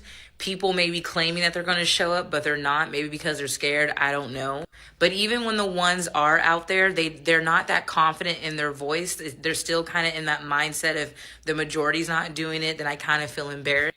So that is why I'm not going to be posting tomorrow, because I'm going to be organizing that on my platform and giving people the right information that they need to effectively protest and have their voice be heard.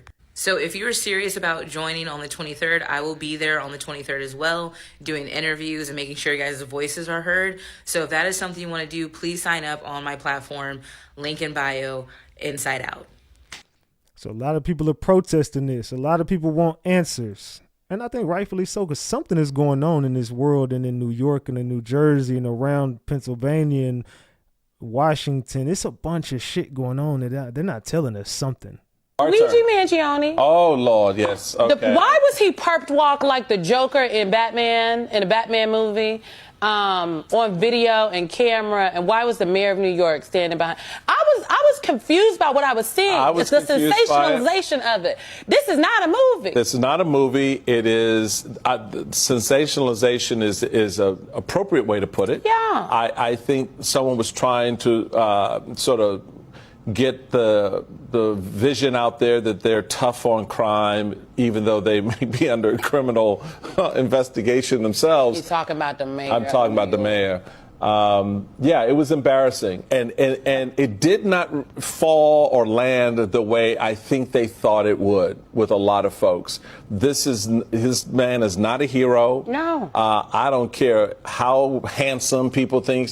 He's a stone cold killer, and the system needs to adjudicate him appropriately.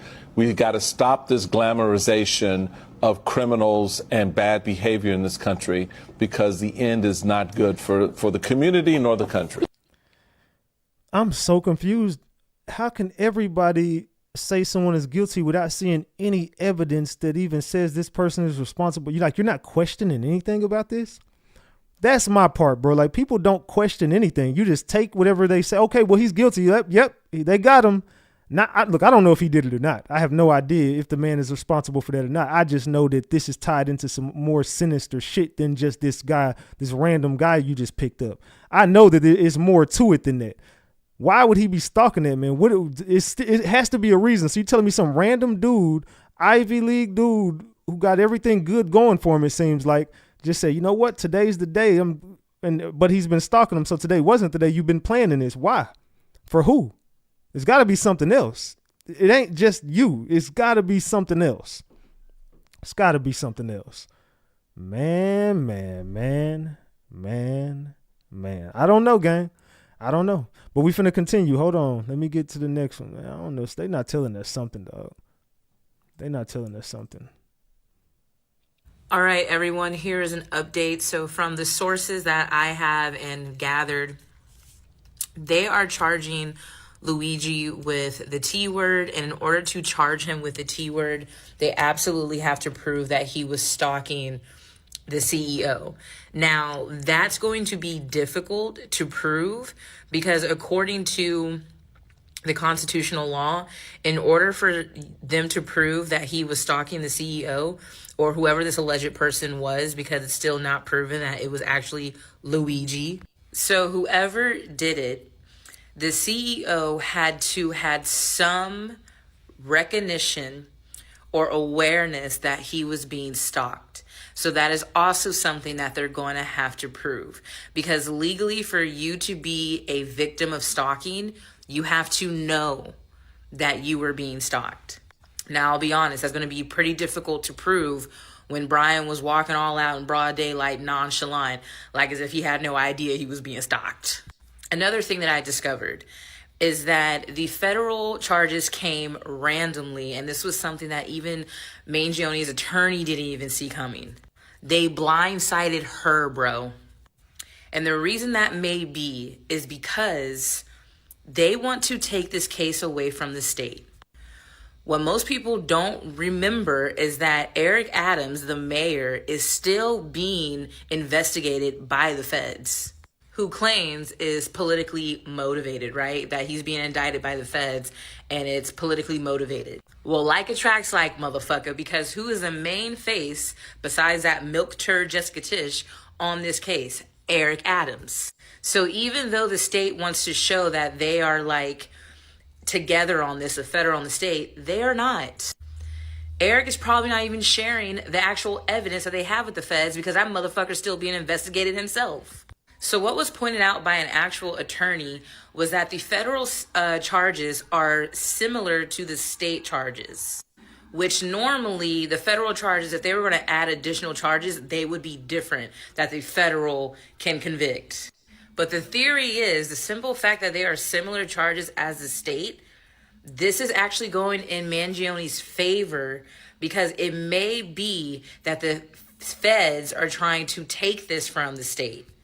And this would be a great opportunity for the feds to continue their research into Eric Adams and also make him look like a dumbass in the process. I have a feeling this case is going to expose a lot of things that should have been exposed a long fucking time ago. And for anyone who's like, oh, I don't trust the lawyer and blah, blah, blah, understand, motherfucker. No lawyer of that caliber is going to take a case where they will lose and it would damn near destroy their fucking reputation. And Luigi is in protected care in prison. That should tell you something. Because before this all happened, Luigi was just an average person. Okay? Not average looking, but he was an average person. And the fact that now he's being protected, like Diddy is, that's because he knows some shit. Keep that in mind. If you want to get this information around the same time that I receive it, I definitely recommend. So what do you guys think about that? And a lot of people have already came out. They said they gave him the haircut to let everybody know he's going to be protected on the inside, just like Diddy is protected on the inside. That's because Diddy and Luigi both are carrying some deep secrets for somebody. Diddy, they want to keep alive on the inside because they want this shit to come out. Luigi, they definitely want to keep alive on the inside because they want this information to come out. Let's keep it a big buck, man. These people, they gonna be a lot. They might make the trial, but trust me and believe me, somebody somewhere wants Diddy out the way, and somebody somewhere wants Luigi gone. But let's continue. Why did you feel the need to go to the heliport and actually greet him once he got off that helicopter? So I was at a conference a few days ago with the top CEOs, IBM, Deloitte. It was a room full of CEOs and governmental officials. And the shooting, the intentional shooting, and the response after really traumatized the entire industry. Not only the CEOs, but the employees. People forget that. And I wanted to send a strong message with the police commissioner that we're leading from the front. I'm not going to just allow him to come into our city. I wanted to look him in the eye and stated that you carried out this terrorist act in my city, the city that the people of New York love, and I wanted to be there to show the symbolism of that. Eric Adams, we got a lot of problems with you, dog. You're a corrupt fuck. You're guilty of what they said you did then. If that's the case, since you want to look the man in his eyes and just call him guilty. Now, look, I don't know if he is or not, if he is or isn't, but I would just think of someone that is in your caliber. I think as a citizen, we got more free speech to say, hey, you're guilty, or hey, you're innocent. Because I mean, we ain't in a position of power like you. You got a position of power. You got to be unbiased in this situation. Just be like, you know what, y'all?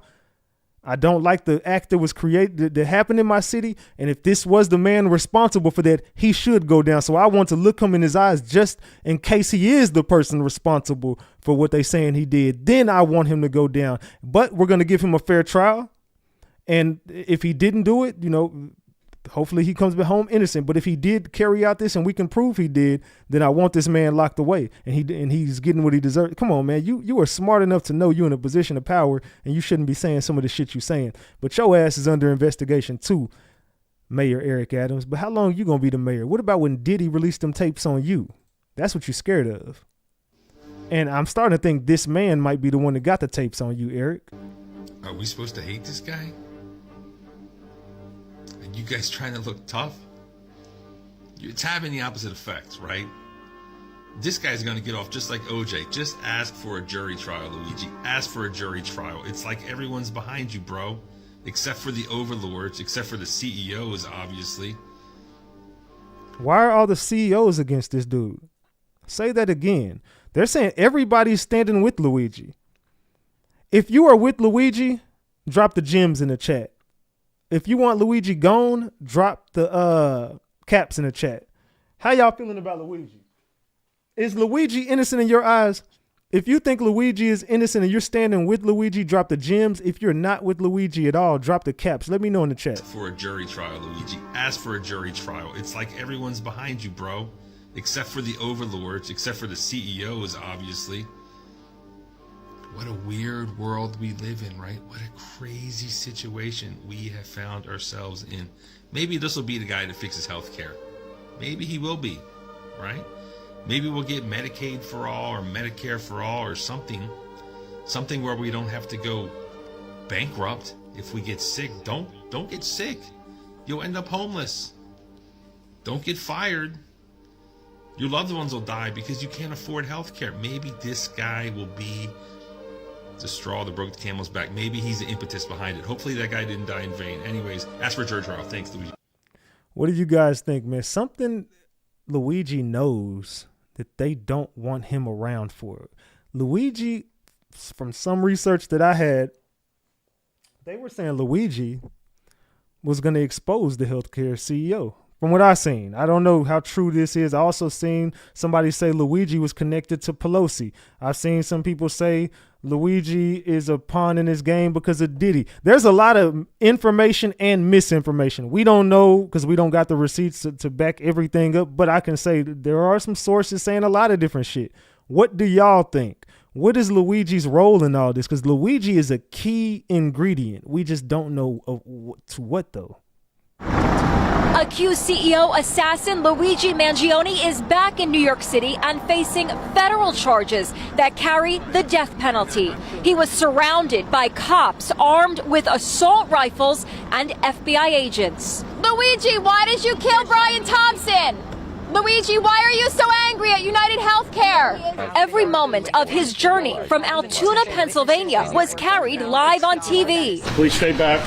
It began with Mangione waiving extradition in a court appearance. Protesters carrying Free Luigi signs positioned themselves outside court as he was taken out a rear entrance.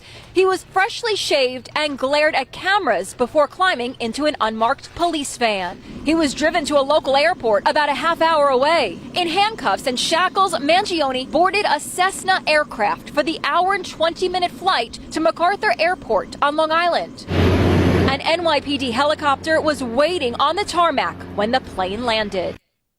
What do you guys think about that? What do you guys think about that, man? There's some weird stuff going on in this Luigi situation, man. I just don't know. I just don't trust something. And you see the freshly shaven. And from the information that I've been given about him being freshly shaven like that, They are saying the reason why he was so freshly shaven is because that was a message from the people on the inside that if he has this taper fade, that means he's safe in there.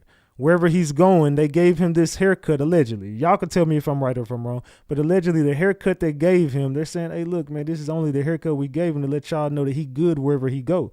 And they saying Luigi gonna be all right, at least on the inmate side. Don't nobody want no smoke with him on the inside. This is all the people on the outside that want him gone. Man, look, I don't know where to start, but let's talk about it. When did he get superpowers? When did he get superpowers? What group is he a part of? The Justice League, the Avengers? What ninja skills do he have? Like, do he throw the little ball on the ground and he disappear? Like, vanish. Does he do that? Like, because why does it take 42 people? Why did y'all want to be a part of the picture so bad? Make it make sense. What did y'all find in the notebook?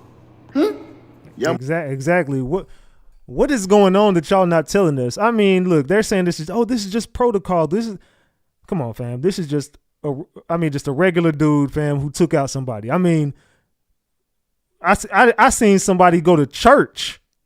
Remember the black church that had got whoop-de-whoop when the dude walked up in there and took out like 9 people? I don't remember how many people it was, but I want to say it was like 9 people that they took out at that. He didn't even, they walked him out peacefully. Cool. This dude, they walking out with the whole world behind him. I mean, they had probably about 3 or 4 cops with old boy, but they were just walking him like it was nothing. I'm saying, like, come on, dude, he just took out a CEO. Not saying, look, maybe there's something I'm missing here. Maybe this is CEO has superpowers. RIP to the dude. I'm not disrespecting nobody. I'm not being funny. I'm just trying to understand. Maybe I'm wrong though. Maybe I'm overthinking this. But I'm just saying, we've seen people get taken out all the time. I've never just seen this type of action when someone gets taken out. I mean, y'all acting like this dude went to the, you know what I'm saying, the White House or some shit. I don't know, fam, or Area 51. I don't know. This is some weird shit. Must have found the Krabby Patty secret formula. Make it make sense. What did y'all find in the notebook? Y'all must have found the Krabby Patty secret formula.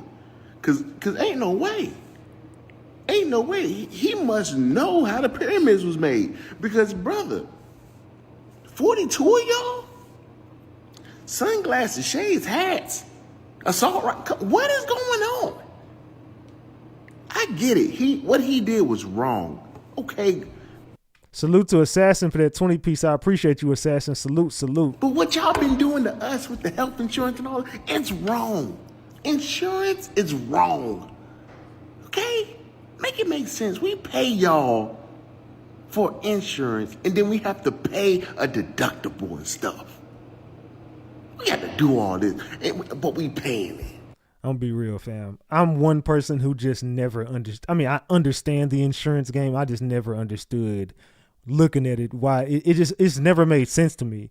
Especially when they try to get like insurance on your phone. I ain't getting no damn insurance on my phone. For what? So y'all can fuck me over if something happened to this motherfucker? I'd be better off buying a brand new damn phone.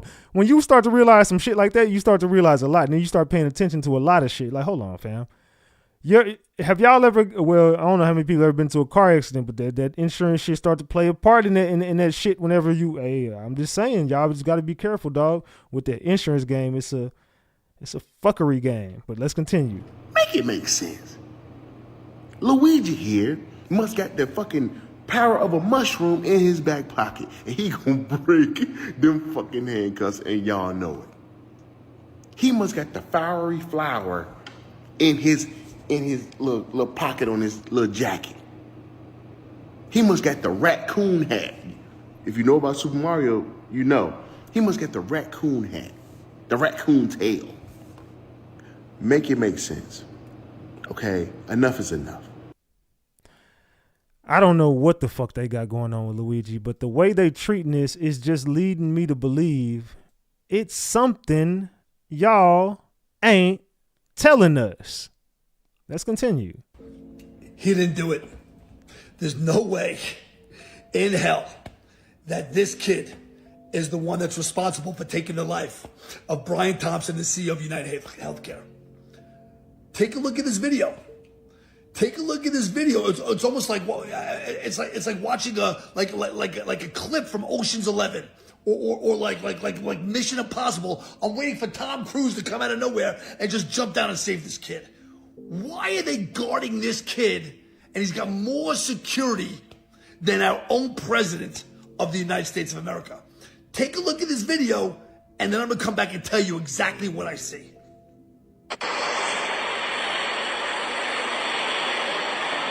Look at this shit, y'all. What's going on here?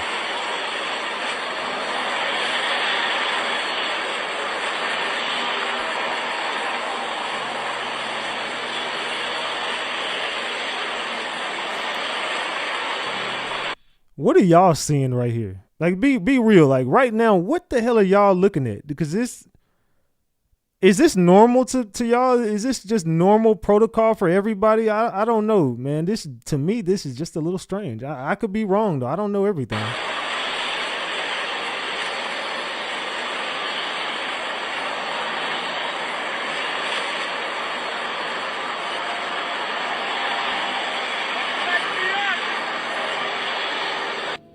I'm telling you right now that people are covered in their asses. I'm telling you right now what I see. What my gut says is that people are covering their asses, and this is a fall guy.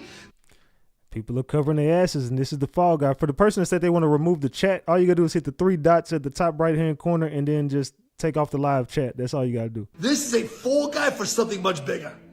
Whether it's government officials, whether it's those 3 little letters that nobody likes to talk about, whether it's much bigger and higher than that, and there was corruption and collusion with this CEO of the United Healthcare, hearing the rumblings of tunnels and caves and this and that, and Nancy Pelosi, and corruption and collusion. And hold on, let's speed. I think that you might have went too fast for him. Hold on, no Diddy. Hold on, let's skim back a little bit. Let's get back to this. I'm telling you right now that people are covered in their asses. I'm telling you right now what I see. What my gut says is that people are covering their asses, and this is a fall guy. This is a fall guy for something much bigger. Whether it's government officials, whether it's those 3 little letters that nobody likes to talk about, whether it's much bigger and higher than that, and there was corruption and collusion with this CEO of the United Healthcare, hearing the rumblings of tunnels and caves and this and that, and Nancy Pelosi, and corruption and collusion, and this kid is in the middle of all of it? No way.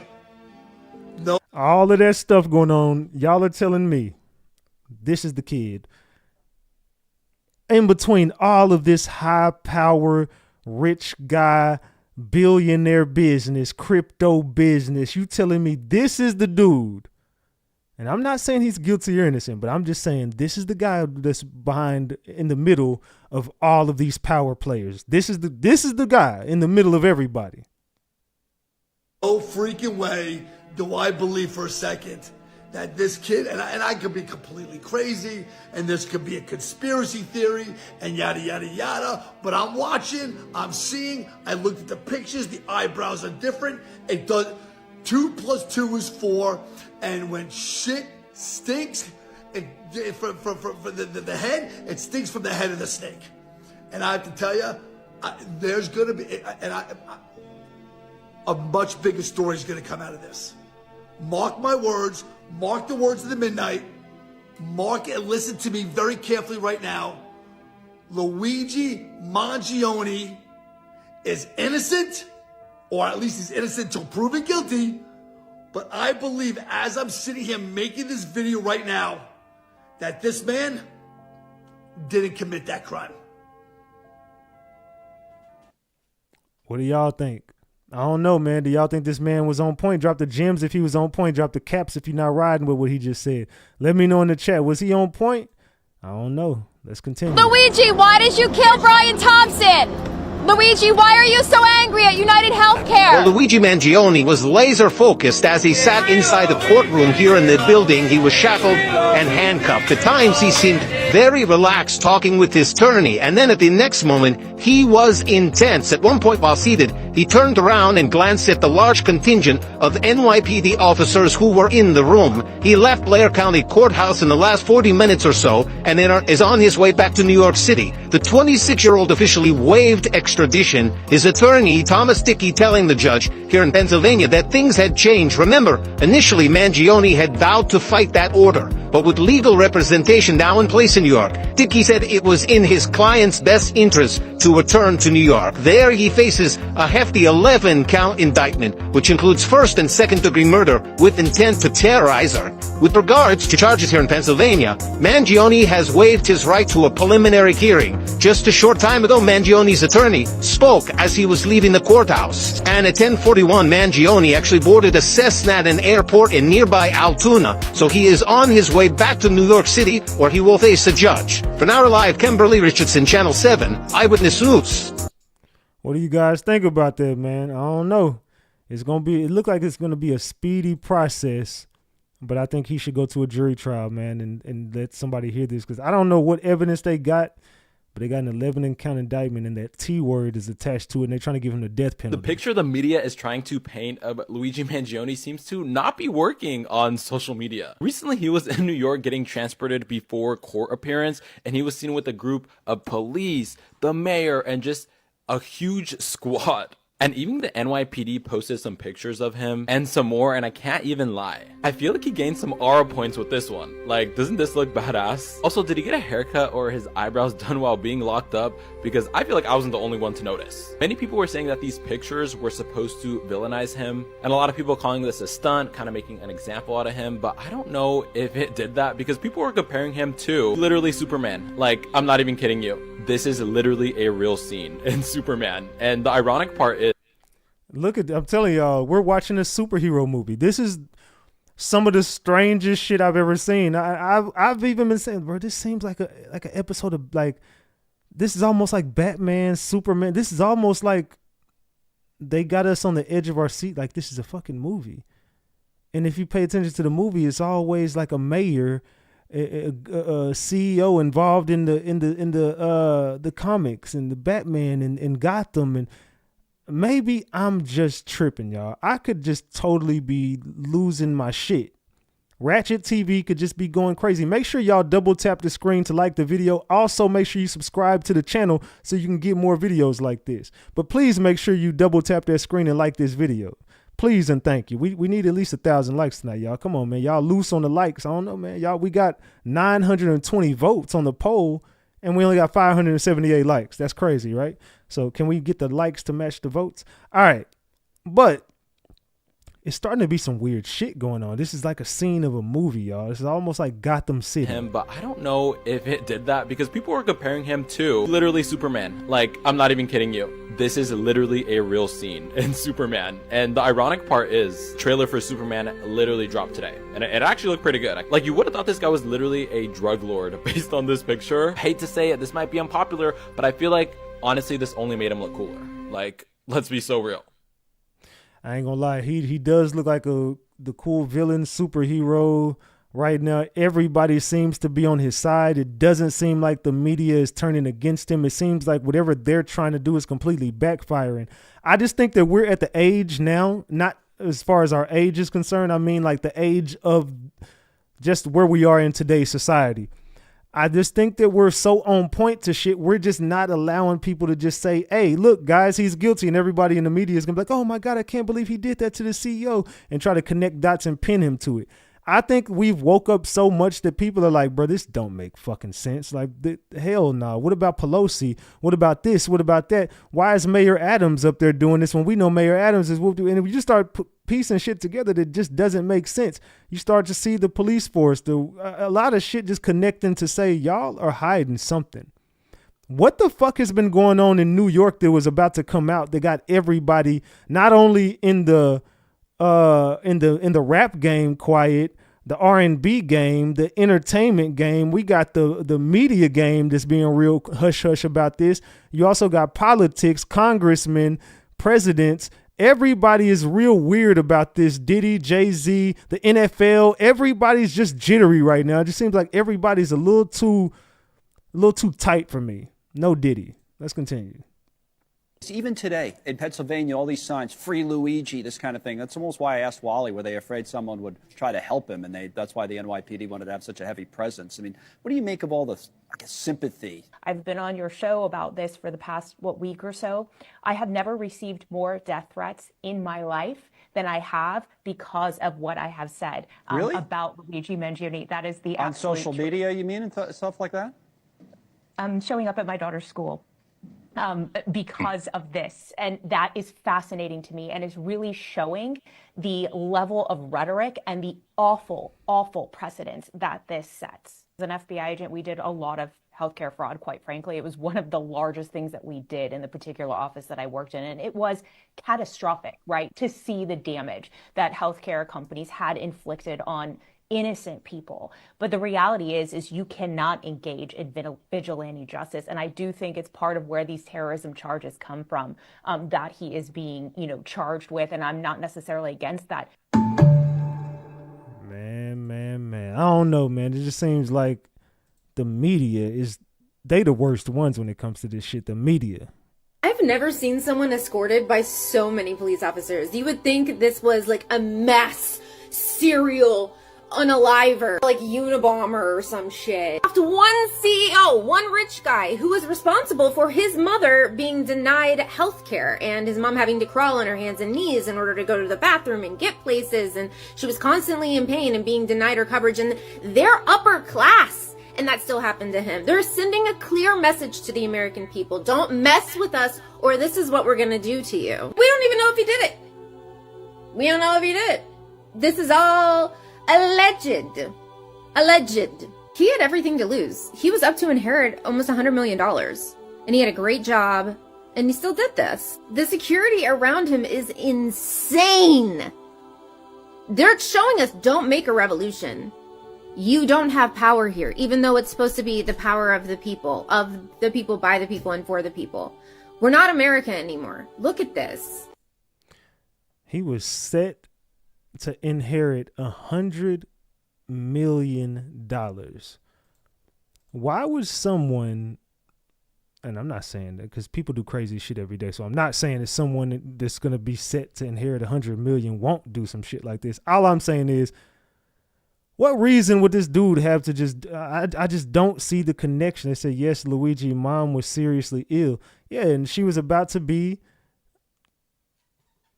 you know what I'm saying? She might have, you know what I'm saying? Whatever here pretty soon. But in the same breath, Luigi just says, you know what?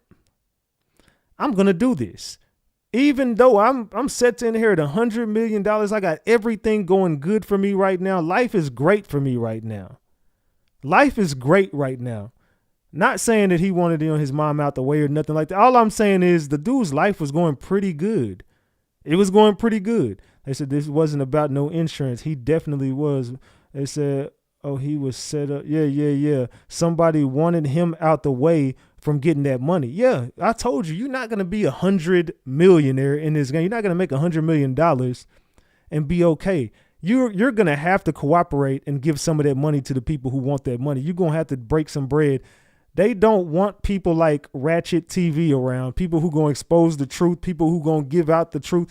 They going to do everything in their power to shut people up. And I'm just seeing that he holds the key to something. This dude, Luigi Mangione, holds the key to something. We just got to figure out what. Hello, TikTokers. Welcome to Real Law Talk. This is called a perp walk. For those of you who've never seen this or you've seen it a million times, you may not know the name. Usually this happens out of a precinct. The police will call the press. It's all prearranged. The press know when they're coming, and they'll take the defendant out of the precinct in high-profile cases. The press yells things at them. It's designed for show. What I've never seen is our mayor, Eric Adams, or any mayor join a perp walk. And the security that is around Luigi Mangione is typically reserved for Lex Luthor. There you go. This is a staggering amount of security for someone who's committed an act that we have about 300 a year in New York City. I've never seen the mayor do the perp walk with any other person charged with murder. So this is really odd. And that's real law talk. Again, yeah, this is standard procedure as far as them doing a perp walk and they grabbing some police and going from point A to point B and having a few police escorts. But where in the history of anybody do you see that this, now I think maybe like with the whoop-de-whoop out there in, you know what I'm saying, where they, whatever. Yeah, maybe some shit like that. But even then, I don't remember 42 police officers in the mayor. I don't remember that. I don't think that shit happened. They did have a lot of security there, though. But 42 police, ARs, AKs, and you got the mayor there, and everybody strapped down. It's looking like Lex Luthor is in the building, like somebody that can break out those cuffs and fly in the sky and damage everything around. Like, what is this, Goku?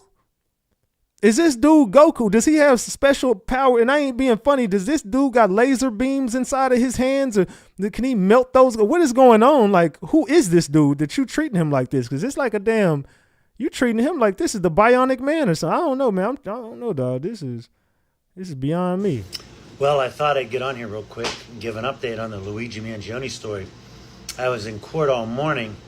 Wow, what a development. The federal government has charged him. Now he could face the death penalty. I kind of agree with his lawyer, Karen Friedman-Manifalo, who said they're kind of piling it on. But federal government usually doesn't take a case unless they think it's strong. There's no double jeopardy here, in case anyone is wondering. The federal government is one sovereignty, the state of New York is another sovereignty. I thought they had the case a little overcharged on the first-degree murder. But now that the federal government has stuck their hands in it, he could have to face prosecution in both places. And sometimes the government overplays their hand. But the federal government very rarely gets involved in a case unless they think they can really win it. So there must be something here. I'm just going to say for right now, the price of poker went up. I'm trying to get the docket from the federal court. I'll update you when I do that. But I'm going to be real with y'all. The federal government ain't as scary as they used to be. Maybe just in my eyes, because I cover a lot of hip hop shit. It's starting to see, like, I start to see a lot of holes in the feds. The more I've covered the feds here recently over the past couple of years, you start to see the feds really don't be having their cases. The feds usually just be freestyling some shit. The feds usually just, their reputation is so scary, people just cop out. Most people these days that take the feds to trial win.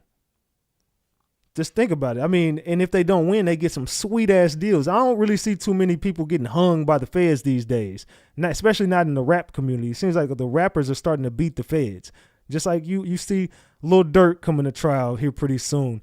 And that case, from what you see right now, looks like it could possibly be very beatable. You see Diddy going to trial. From what you could see right now, you start to see that case looks real beatable. You start to see a lot of people, NBA YoungBoy just got a sweet deal from the feds because that case was very beatable. Quando Rondo got a sweet deal from the feds because that case was real beatable. 6ix9ine, sweet deal from the feds. That shit was beatable. All he had to do was just rat on a few people. Cool. The feds don't really be that strong without a rat. Welcome, Facts All Day. I appreciate that membership. Salute to you for that Tiny Thug membership. I don't know. Maybe I'm just talking shit though, but it's starting to see like the feds just ain't that scary like they once was. Let's continue. Could Luigi have really done this because of just some insurance denial? Seems unlikely to me. Was he just fed up with being in pain? If so, why would he go after a health insurance CEO? While yes, it seems that Luigi has admitted to what he did in this manifesto, why was he shouting about it being unjust as he was being brought into the courtroom? What happened? Now, the New York Police Department has since issued a bulletin emphasizing the heightened risk on healthcare executives since Brian's passing. Tensions are definitely running high right now, and they were long before this incident actually occurred. At that hearing, it doesn't appear that Luigi made any pleas to the charges, but interestingly, And I do believe intelligently, him and his lawyer did not agree to Luigi being transported to New York City to face charges there. They are actually fighting extradition, which is something that we do not typically see. And I actually think that is a really good idea for now, because they were trying to extradite him, but they didn't have like their arrest affidavit showing what evidence they had against him at the time. They just wanted to extradite him to their court system. And they also denied Luigi bail, which was completely out of the norm for Pennsylvania. Now, at his bond hearing, Luigi had a private attorney with him named Tom Dickey. Now, mind y'all, Thomas Dickey has been an attorney for 41 years, okay? He's not no spring chicken. This ain't his first rodeo. Mr. Dickey has since come out and said that Luigi will be pleading not guilty to the charges that he faces in Pennsylvania, and he does expect that Luigi is going to be pleading not guilty to the charges that he faces in New York. Mr. Dickey would not confirm who paid to hire him, and he said at that point, he hadn't seen any evidence that suggests that Luigi, in fact, was a shooter. As a matter of fact, he stuck his hands out like this and said, "You see this right here? Do a close-up on my hands." That's all the evidence that I've seen that he's guilty. He's gone on the record. And like I said, they don't, from what I've seen, I don't know what they're hiding or what they got or what they don't got. I can only go off of what I have heard right now. I don't know why they're denying Luigi bail. I don't know why they're saying that he stalked the CEO. I don't even get why they're saying he unalived the CEO. I don't see the connection. If you're telling me the connection between Luigi and the CEO is simply because he got denied insurance for his mom, but he was going to inherit $100 million and he was doing all these wonderful things in life, and you're telling me just this one thing, he got denied insurance and he's just going to go after the CEO who, come on, y'all. I don't, Diamond, stop.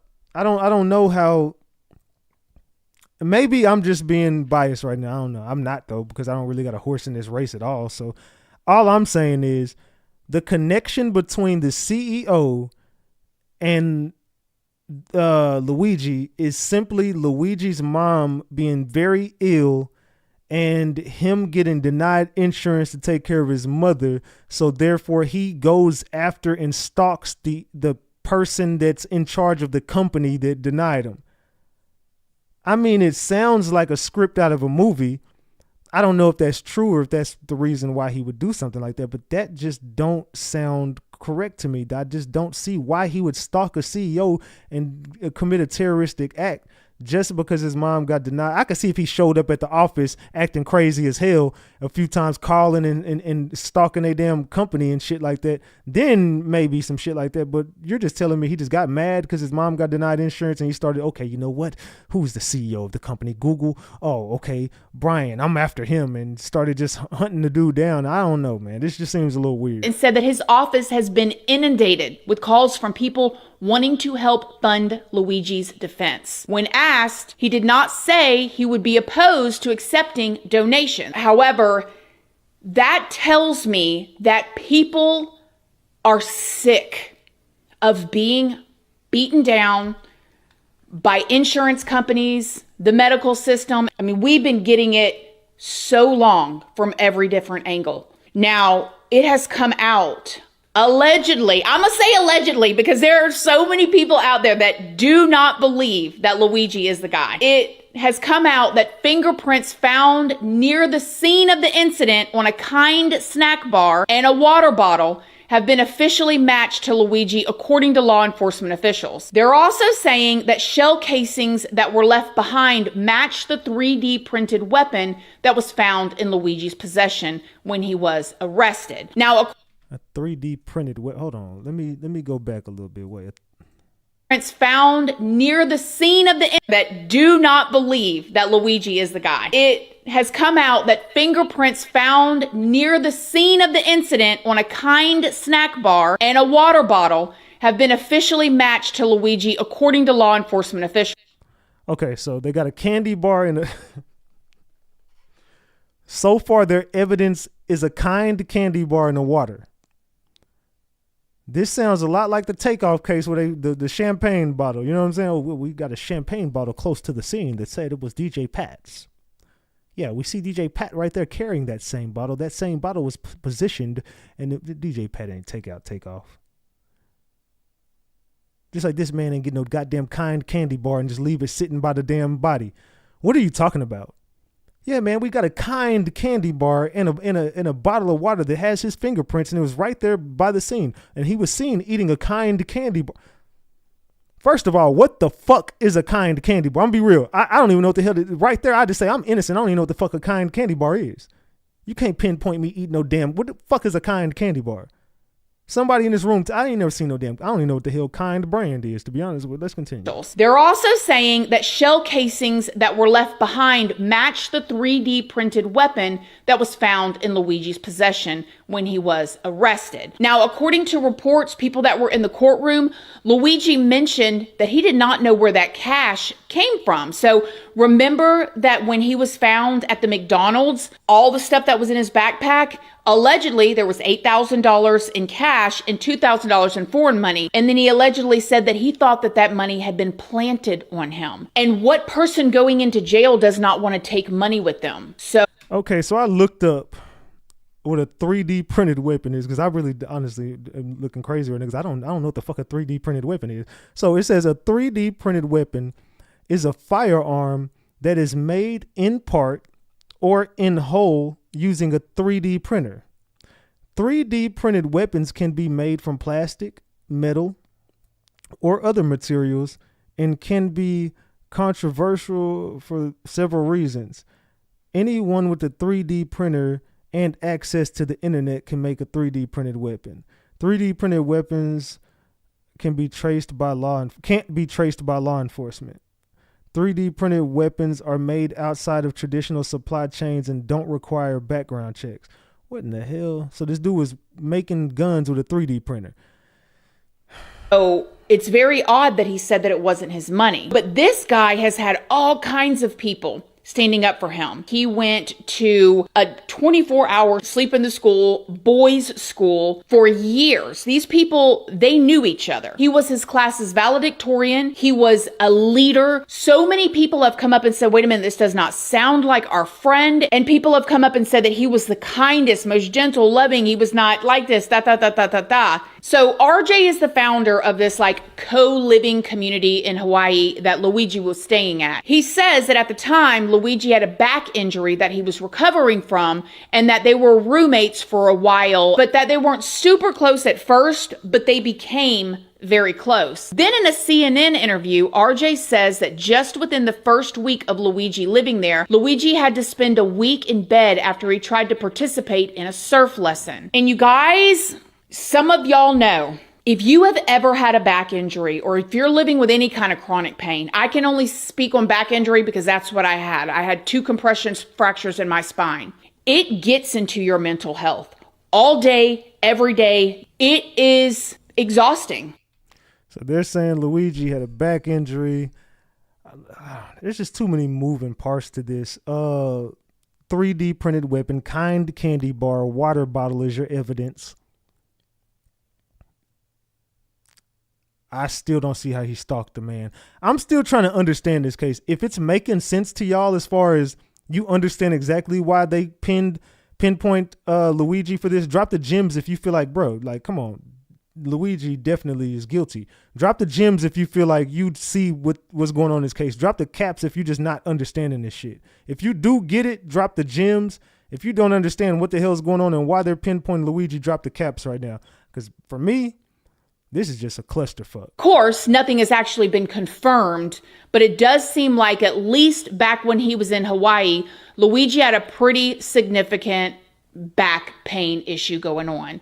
This RJ even confirmed that after Luigi left Hawaii, they spoke a few times, and that he said that Luigi told him that he had back surgery and was experimenting with alternate forms of pain management, including Netflix and mushrooms. However, Luigi came from a family that wasn't just rich, okay? They have generational wealth. Like I said, he came from money. For the person that says report on the drones, go look at my last video on my YouTube channel. You'll see I just did a video about those. And don't tell me what I need to be reporting on. Watch what the hell I got in front of you and sit your weird ass down. All right, but anyway, as you see, Luigi came from money, generational wealth. The dude, I just don't see wealthy people act like this. I'm not saying they don't. Now, don't get me wrong. Hell, people fuck up every day, and some of the strangest things happen. But you really just don't see wealthy people put themselves in this type of position too often. But it does happen. That Luigi was in line to inherit one day, supposedly. It's been reported that Luigi's family has an extensive background in the medical field, and they often donate to hospitals, nursing homes, and even run their own foundation. So could an insurance denial really be the cause of all of this? Do y'all believe a insurance denial is what sparked him to do what they said he did? Do y'all think that? Hey, can we get the likes up? Double tap that screen, y'all. Can we get the likes up? Double tap that screen and get these likes up, man. Trying to get to 1,000 likes. Let's go. I don't know. I don't see it happening like that, but I could be wrong. It's also been reported that communications with his family had recently dropped off before this incident happened. And allegedly, on November 18th, Luigi's mother had actually reported him missing to the San Francisco Police Department. That was just 2 weeks before this incident occurred. It makes it pretty clear what Luigi's intentions were, but almost too clear in my opinion. I mean, what are the chances that the law enforcement officers would find their suspect 5 days after the incident happened, over 200 miles away, wearing nearly the same clothes with all of this evidence on him? But nobody even really knows where this manifesto actually came from. And so some people are thinking that it's not even actually his manifesto. So I guess we won't really find out what is what and what is true with that until he goes to court. There was also another manifesto circulating on Substack. However, according to the community notes on X, it is not legit, and it was created 2 hours after Luigi's arrest. I'm not going to lie, when I read it, it really hit me in the feels. However, there are so many people that has this guy's back. Could it be somebody that was working on the team that's also pissed about the Medicare system? I just think that the dude is being framed. I'm going to be real. I think that he is the fall guy. Damn, I almost knocked my damn shit out. All my cords. All right, my bad. I just think that he's being set up and being framed by somebody. I think that he is the key to something.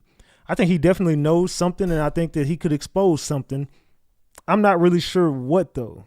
That's the only thing. I can't figure out what part this random guy who is set to get so much money and stood to lose so much, why or how he got twisted up into the CEO's death. I do know there's something there. I just don't know what. Do I think that he's the guy who planned this out? Now, I'm going to put it like this. I don't know if he did it or didn't do it. I wasn't there. Let's just hypothetically say he did do it. I would say if he did do it, he was doing it for someone else that paid him to do it. But then again, I would be like, why would he get paid to do it when he's already a wealthy guy who stands to lose so much? So I can't make sense of it myself. Not for me. I can't make sense of it being that he's already rich, so I don't see money enticing him. He's already he's already in a good position in life. So, I mean, he stands to lose a lot. But like I said, people that stand to lose a lot fuck up every day and lose it all. So, but for me, just him doing this to this guy at this particular moment, I just don't see the evidence with my own eyes. I haven't heard it yet. Screenshotted it and posted it online. Could it be that he had some sort of timer set up that it would go up because he worked in engineering and tech type of stuff? I mean, that's why allegedly in the manifesto that they said that they got from him, or the confession type of letter, he said that his electronics were going to be very locked down. Who knows?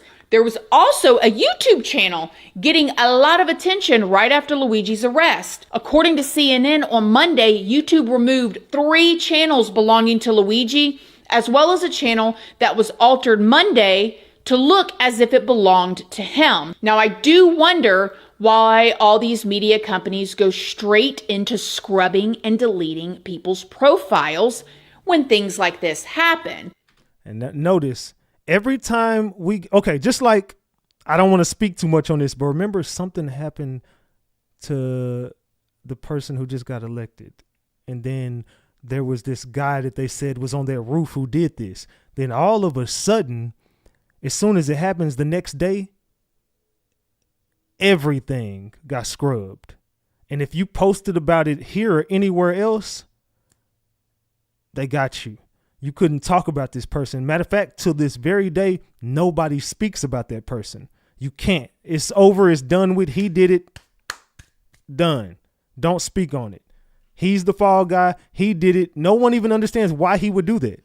Till this day, we still don't have answers of why would he do that? What reason would he have to do that? We can't even research him because he doesn't exist anymore. That dude, okay, Dallas, Texas. Do y'all remember the dude who got unalived by the robot and the robot blew him up underneath that garage when they said the dude was they put the T word on him too. He was going downtown shooting people.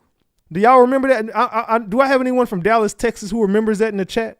There was a dude who went around in Dallas, Texas, and they were like shooting law enforcement agents or something. I can't remember exactly what he was doing. It was like some going around shooting it was an African-American dude who was like a military, and he was going around and downtown and shooting law enforcement. He ended up in this garage where they sent in a robot that exploded upon contacting him, and they blew him up into little pieces. And if you go do your research on that dude, he doesn't exist. They scrubbed everything about him off the internet. I know y'all like, what does that have to do with everything? It has everything to do with this because they do this every time they got a fall guy.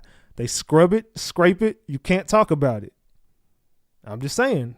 It's a lot of shit going on with just stay woke. I mean, speaking of scrubbing and deleting things, it has been reported that a lot of major health insurance companies have been deleting pictures and information of their CEOs since this happened. Now, I can't say that I really blame them because now wanted posters are popping up around New York showcasing pictures of top healthcare executives. These people are they're feeling something. We'll say that. But hold on, New York is doing what? Wait. Of their CEOs since this happening things, it has been reported that a lot of major health insurance companies have been deleting pictures and information of their CEOs since this happened. Wait. A lot of healthcare companies in New York City are deleting all the information about their CEOs. Why would they be doing this? And why would CEOs be under attack? What is going on with the CEOs? And why is Mayor Eric Adams meeting with those CEOs who he's like, I'm standing next to all the CEOs? It's like, what are the politics and the CEOs all have in common right now? I would just say probably the fucking Diddy tapes. I think it's a lot of shit about a lot of y'all that was either coming out or about to come out that everybody is scared of right now. I think the industry is in shambles. The CEOs are in shambles. I think the politics are in shambles. I think New York is just a corrupt place that is about to be exposed. And I think Luigi and Diddy are about to be the floodgates that open everything, that open the closet doors and all the skeletons fall out. I think some major shit is about to be exposed. Just my guess. It has been reported that a lot of major health insurance companies have been deleting pictures and information of their CEOs since this happened.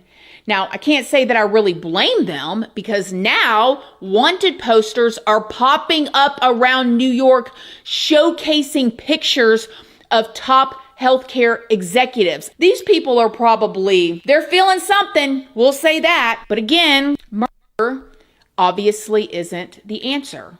But the question that I have is, what is the answer then? Okay? If there is even an answer. Obviously, protesting doesn't work because, there have been protests, even to United. But those things don't make the media, so a lot of people don't even realize that those happen. So if the protesting, asking nicely, being sick, begging. I know for me, I've had doctor's offices dealing with my family members, even myself, calling and arguing with insurance companies about the simplest things. I mean, literally arguing over antacid brands and stuff. It is wild.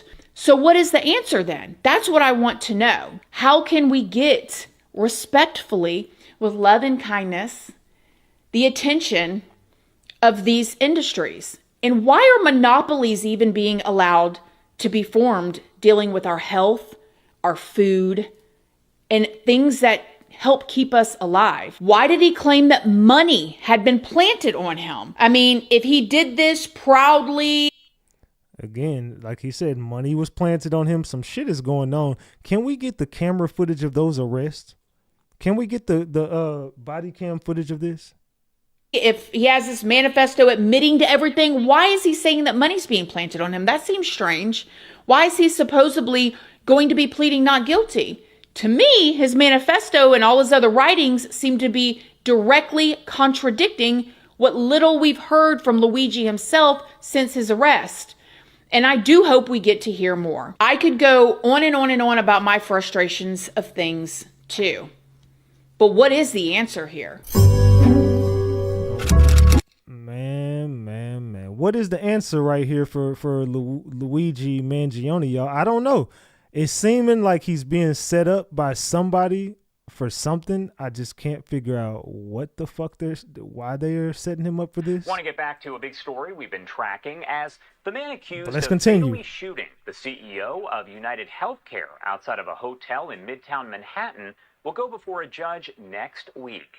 Luigi Mangione already appeared in Manhattan federal courtroom Thursday on federal charges of murder and stalking. Monday, the 26-year-old is expected to be arraigned on state charges related to the December 4th murder of Brian Thompson. The Manhattan District Attorney's Office has charged Mangione with murder as an act of terrorism, which carries a maximum penalty of life in prison. While New York does not have the death penalty, the federal charges against Mangione make him actually eligible to be put to death if convicted. So there you go. That's what they're trying to do with him now. And that's why the feds want this case so bad, because they want to put him on death row for this. They want to give him the death penalty. The feds want him gone. For some odd reason, this just jumped into the feds. The feds want this case so bad. They want to get this dude. They want to wrap him up and lock him away forever. They put so much security around this dude. He is being protected on the inside, but on the outside being treated as the villain. It's just something here with this story. I'm telling you, Mangione is the secret to something. Mangione's lawyer said it's a, quote, highly unusual situation for a defendant to face simultaneous state and federal charges. Just days ago, Mangione was transported nearly 300 miles from Pennsylvania by air, where he was arrested, over to New York. Someone said, y'all talk about the wrong stuff. Well, get your bitch ass out of here and go talk about the right stuff. Why do y'all like pissing me off every night, bro? Just go. Please go. If you don't like what we talking about, then what are you sitting over here listening to it for? If you are enjoying the content, drop the gems right now if you're enjoying the content. Matter of fact, we need 20 more people to double tap that screen to get these likes up. We almost at 700 likes, y'all. Come on, let's get these likes up. If you're enjoying the content, drop the gems right now. The crime happened. Investigators allege when they took Mangione into custody at a McDonald's in Altoona, he had the gun that was used to kill Thompson. They also say he had a spiral notebook that included handwritten pages expressing hostility toward the health insurance industry and wealthy executives. A lot to discuss, as always, so I do want to bring in Eric Subin, a New York City trial attorney at Subin and Associates. Thank you so much for taking the time to join us this morning. Sure, my pleasure. Nice to see you. All right, so Eric, I do want to ask you, because we've spoken several times since all of this did unfold. And if y'all didn't know, Mangione will be arraigned tomorrow, which will be Monday in Manhattan. He's already been extradited. He will be arraigned in the morning, allegedly. And I want to get your take here, as we are about 2 weeks, a little bit more out from all of this. What has stood out to you so far about the case as it's played out? Well, I think the most interesting or unusual thing is that the federal government swooped in as soon as Mr. Mangione landed back in New York the other day with their own indictment. And instead of him being brought to New York Supreme Court to be arraigned on the state charges of murder in the first degree, murder in the second degree, and so on, they took him to federal court instead. Now he's in a federal detention center. Also, the federal government's put forth a seemingly different theory of the crime than the state indictment puts forth. The federal complaint states that he, engaged in interstate stalking to assassinate one person, whereas the state indictment says that he was engaged in an act of terrorism that was designed to coerce a government and evoke terror in a population. So these are sort of competing theories. Hold on. So listen to this again, y'all. I want y'all to listen to this again. Listen to this again very clearly. Murder in the second degree and so on.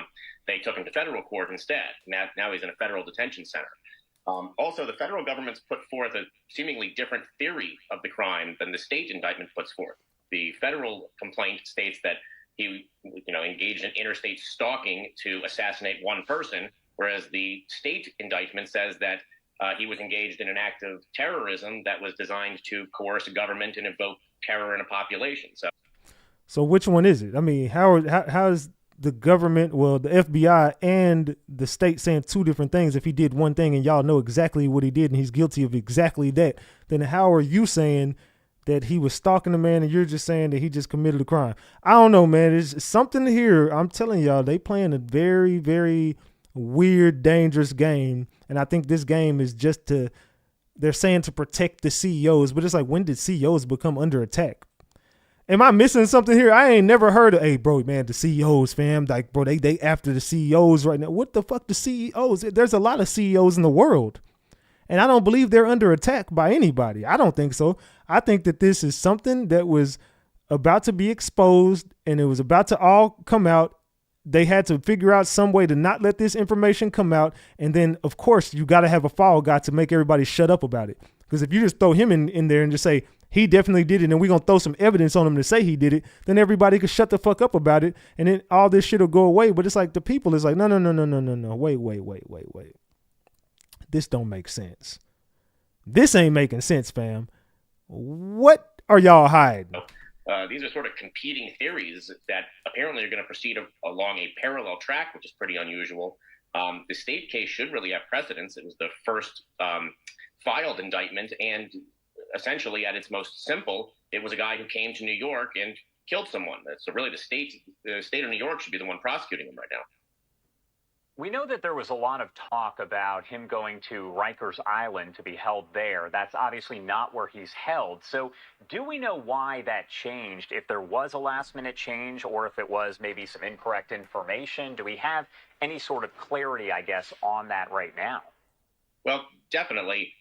Had he gone to New York Supreme Court and been arraigned in the state case for the state indictment, like he was supposed to, he'd be in Rikers right now, because Rikers is a detention facility for people facing state charges.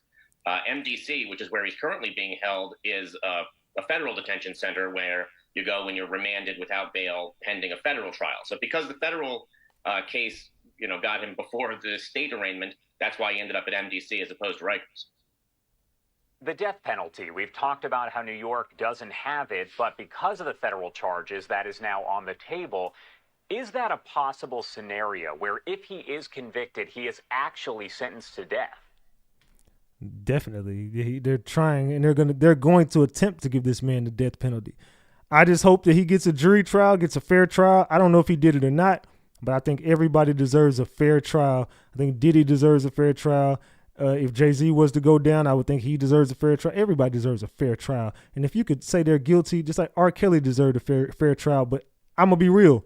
Even though we all know R. Kelly is guilty of most of that shit, probably all of that shit, in the same breath, I just don't think the trial was fair for him because he ain't the only person that should have been there.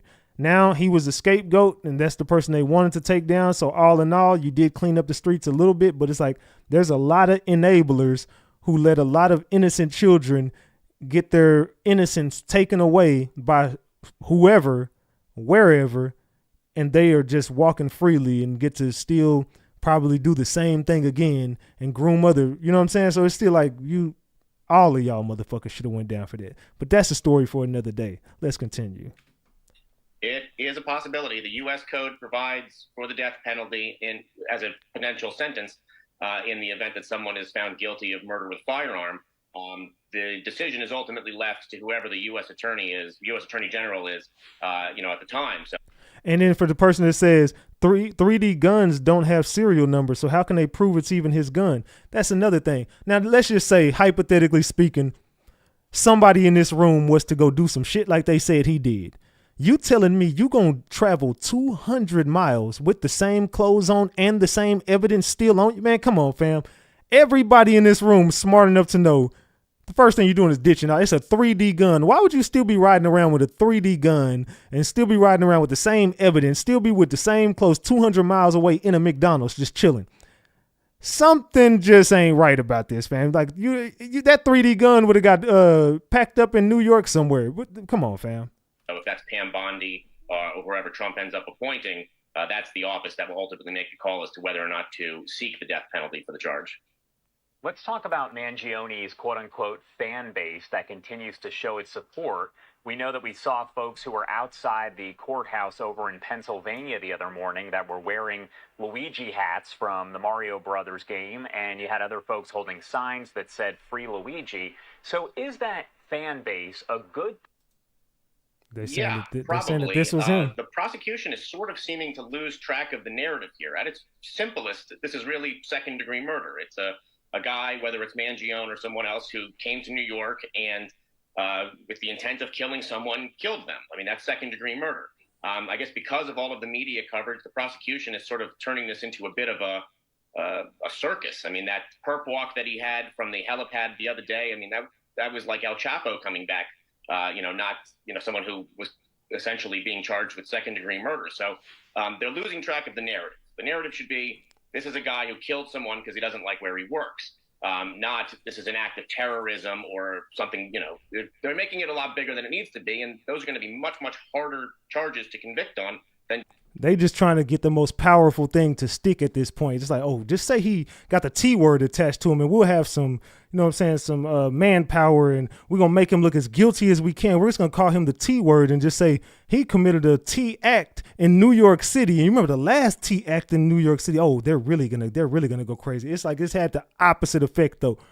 They thought that using that word in New York was going to do something, but it's like, fam, we are not naive like we were from 9 whoop-de-whoop.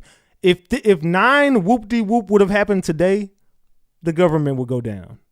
I can't say too much about that. All I'm gonna say is if that same thing would happen today, do you know how many people would have broke those videos all the way down and chopped and screwed that shit and showed everybody exactly how there's a difference between an implosion and an explosion, and you could see clear as day of this and that. And man, come on, fam. We would have had a field day with that. That would have been content for years if that shit would have happened today. Y'all only got away with that shit because it happened when people were still thinking that people ain't conspiracy theorists no more.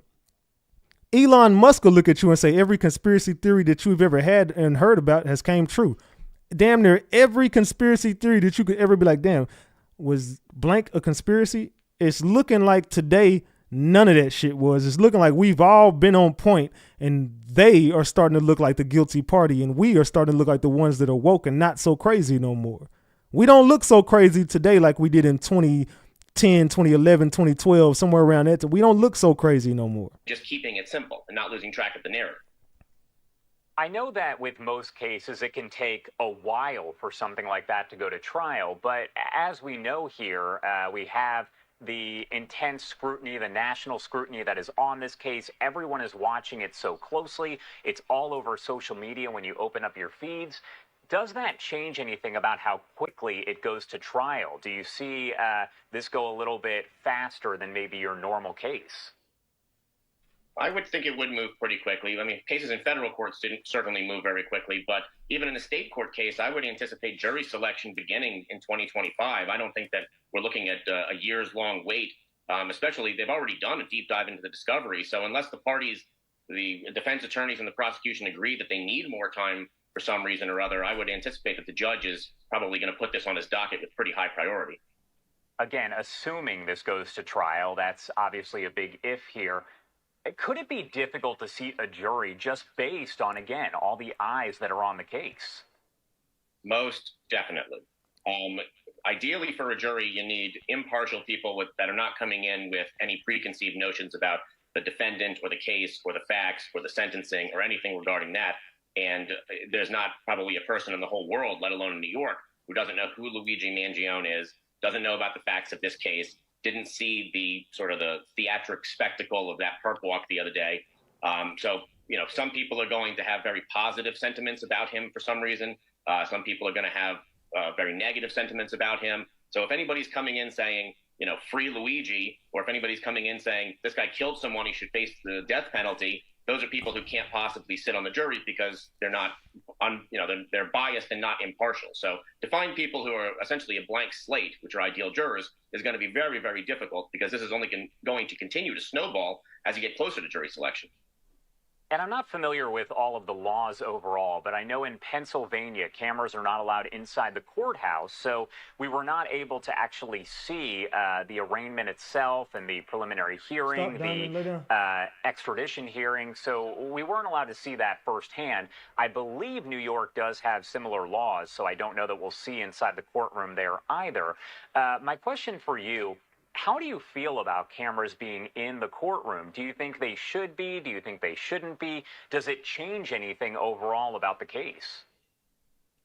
Personally, I think they should be. I'm a believer in the concept of open court. I mean, the trials are not supposed to be held in secret, so I think anybody who wants to go and observe the trial and view the evidence for themselves and follow the case, should be able to do that, especially in a case where you've got sort of the masses really watching and a debate sort of coming out of the set of circumstances. It's really best not to sort of lose track to, false narratives and what people are saying, on the internet. If you have a firsthand account of, witness statements and the evidence and the arguments and the legality of things, I think that benefits everyone. All right, Eric, thank you so much for taking the time to join us and break it all down. A big story here that we will continue to follow as everything does develop. Thank you again for taking the time. Do you have anything that you want to add before I let you go? Just that I really think the prosecution needs to keep a clearer focus on what exactly is what happened here and what their job is. What happened here is that one man shot another unarmed man in the back, presumably because they didn't like where he worked. That is a crime, and that's a crime you should be prosecuted for. And turning this into sort of a feeding frenzy for the fanfare and for social media is not really serving justice to the victim. All right. Thank you again for taking the time to join us. We appreciate it. My pleasure. Good to see you. Yeah, I don't know what the media has turned this into. They turned this into a complete clusterfuck. They've turned this into a circus. This is not even about justice for the CEO at this point. It's just about the media trying to control the narrative. And they're trying to get ahead of what was already about, what's inevitable. It's going to come out eventually. You could try to silence as many people, Jay-Z, Eric Adams, all the rest of the CEOs, politicians, congressmen and women. Y'all can all try to do as much as you can to silence the world, but we're woke now. There's nothing you could do to stop us. We are woke, and we're not going to sleep. Not until we get answers for all the shit that we want answers for. And I don't think anybody's going to rest until they see this man get a fair trial and get justice on both parts. I think the CEO deserves justice. So if this man did not do it, you need to still be looking. And I mean, if you don't have the evidence that's going to back this up, why are we not having a manhunt for someone who could still be connected to this? Or you're saying this man acted alone and shot another man in the back. Those type of situations happen every day. I don't think that this is warrant for a death penalty. I don't think that it should cause for that much security. I think that this is an overreaction because there is something going on that everybody is hiding. I think the New York City knows. I think the New York City CEOs, the New York City politicians, the New York City policemen, I think New York City knows exactly what's going on. I think New York City was up on the Diddy shit. I think they were all a part of it. I don't believe that any of these people are innocent, as far as I think that a lot of people should go down with Diddy. I don't think Diddy should be in there by himself in MDC by himself facing RICO charges in a criminal organization all by himself, just sitting there alone. I don't think R. Kelly should have been sitting there alone fighting those charges that he was fighting. I think R. Kelly got the time that he deserved. I just think that if you were going to convict him, I just think you should have convicted everybody else that was a part of his organization and enabled him to do the things that he did. I think that Diddy should not be sitting in there alone. I think that Diddy should be in there along with everybody else who enabled him and did all the things that y'all are saying they did to enable him and to They were contacting witnesses also. They were intimidating witnesses also. They were setting up the freak-offs. They were a part of it. They watched certain minors and celebrities and women and men get R-worded and SA'd and all type of shit. You're telling me those people get to walk freely and get to go work for somebody else possibly who would have somebody else getting SA'd or R-worded in front of them, and they wouldn't do a damn thing. They wouldn't say shit. They would enable them. So why are they still free?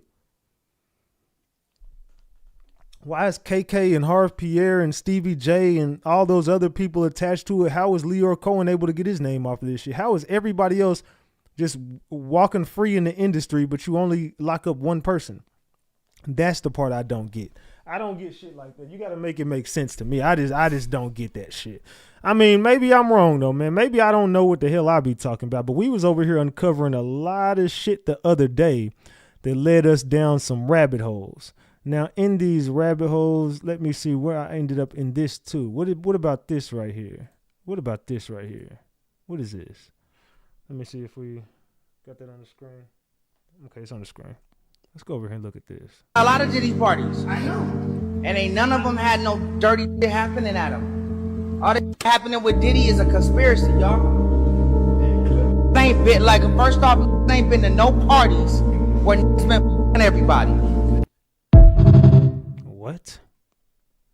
Let's listen to that again. I've been to a lot of Diddy parties. I know.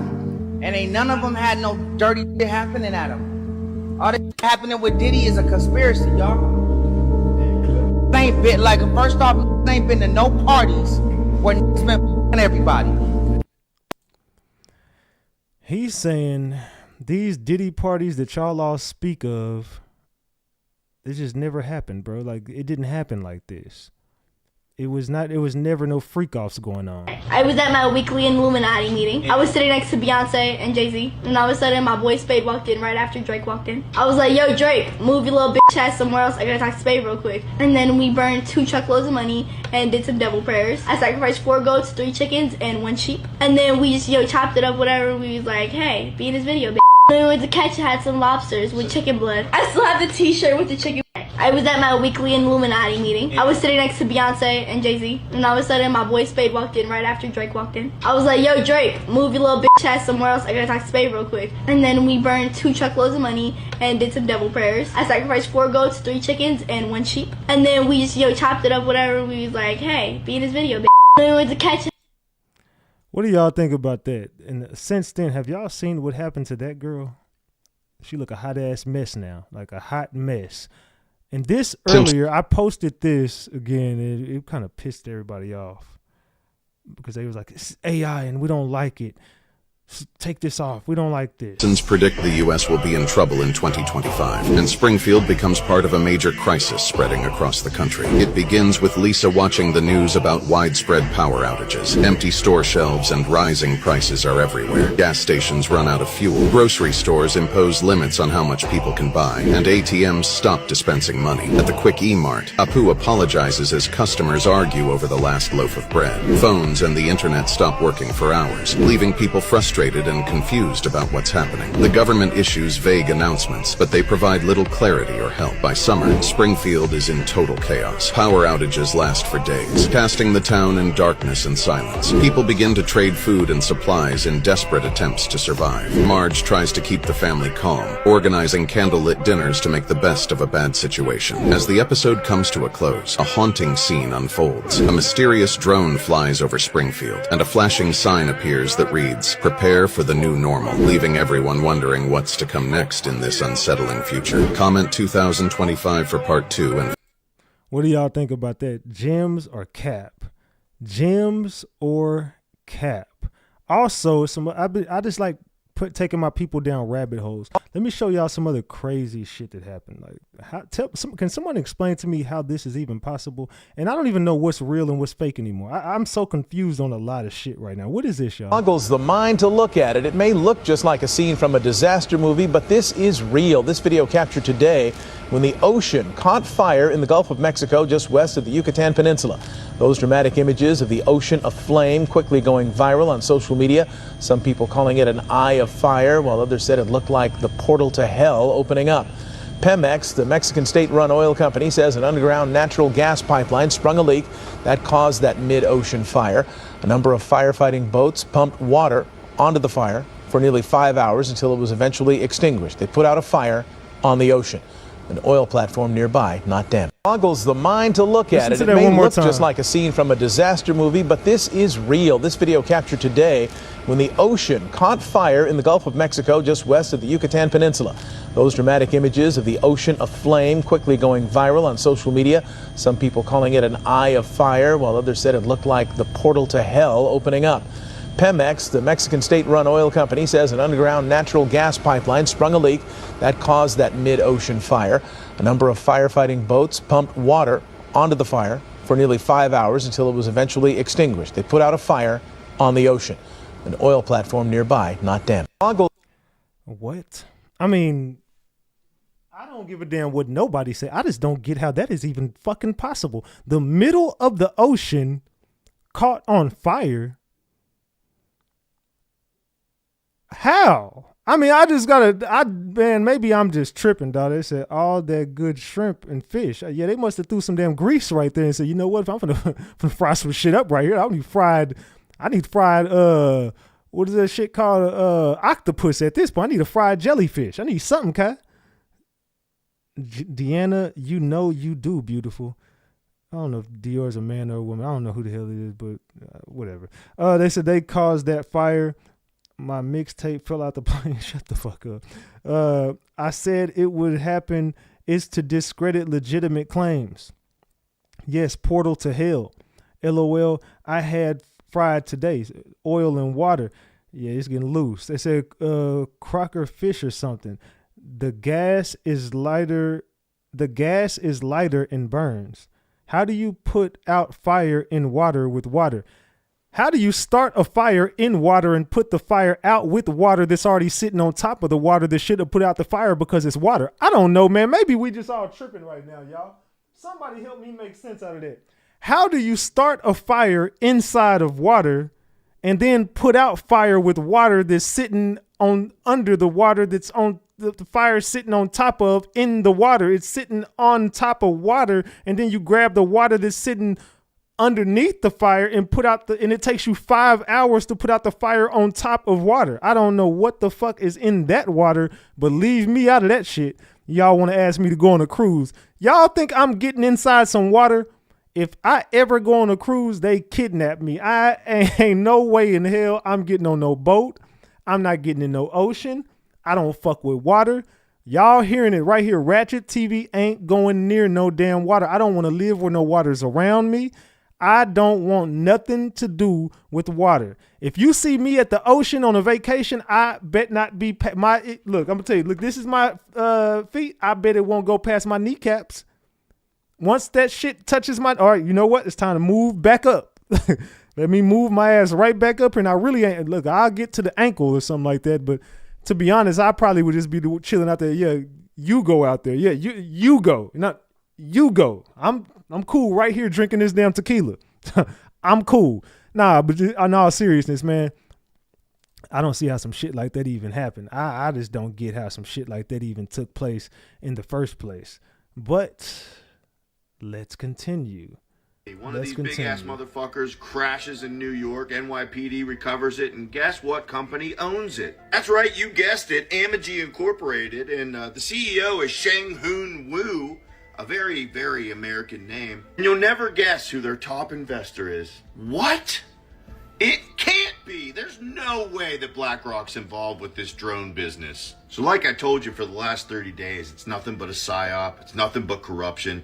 BlackRock needs taken down, as well as Joe Biden's bitch ass, how he's selling the wall for the border right now for $300 million a pop. So they need to go to jail, and it needs to happen soon. What do y'all think about that? What do y'all think about that? Like I said, man, I'll take y'all down some rabbit holes, man. I don't know. Y'all tell me. I'll just be doing a little research, and that allegedly a drone crashed and they found out it belonged to some other people. Let's continue. Coca-Cola was doing the math on its sales. I believe by the this is what I was telling y'all about Coca-Cola. Now, I want y'all to pay attention to this story about Santa Claus and Christmas. Merry Christmas, y'all, by the way. But y'all do understand this a deeper story to that as well. Look, I'm cooking right now. We cooking right now. I'm still gonna help y'all out for Christmas though, because I know y'all love Christmas. Salute to my ladies. Y'all just stick around. I'm just popping shit right now. At that point, it had already abandoned the cocaine content. It was just cola at that point. But once you name something cocaine cola, how do you ever walk back from that? You know what I mean? It's too good of a name. So they noticed something. People bought Coca-Cola in the summer. A little bit in the fall, a little bit in spring, not in the winter. Does anybody know the story of Coca-Cola and Santa Claus? If you do, drop the gems. If you don't, drop the eyeballs right now. Also, double tap that screen while we get into this good content. Make sure y'all subscribe to the channel. People didn't think of it as a winter drink. So the Coca-Cola advertisers were like, well, wouldn't it be great if we could somehow trick people or convince people or talk people or coax or whatever, brainwash people into drinking Coca-Cola in the winter too. So here's what Coca-Cola advertisers came up with. They thought, what if we somehow worked Coca-Cola into Christmas? Now, I know what you're thinking, Christmas is such a big deal. Not back then. Back then, Easter was the big deal. Christmas was important. People would go do Mass to commemorate Christ's birth, but everybody's born. The real interesting thing is to be killed, executed, and then come back 2 days later. That's fascinating, which is why people had focused on Easter. So what the Coca-Cola advertisers did was, they found a saint who was about to be decanonized, Santa Claus. The Catholic Church was like, he hasn't performed a miracle in a while, let's unemploy him. They grabbed him, they merged him with the story of Saint Nick, and then somebody got inspired. And the inspiration was to merge him with Kris Kringle. Kris Kringle was a Danish thief whose job in the day was a chimney sweep.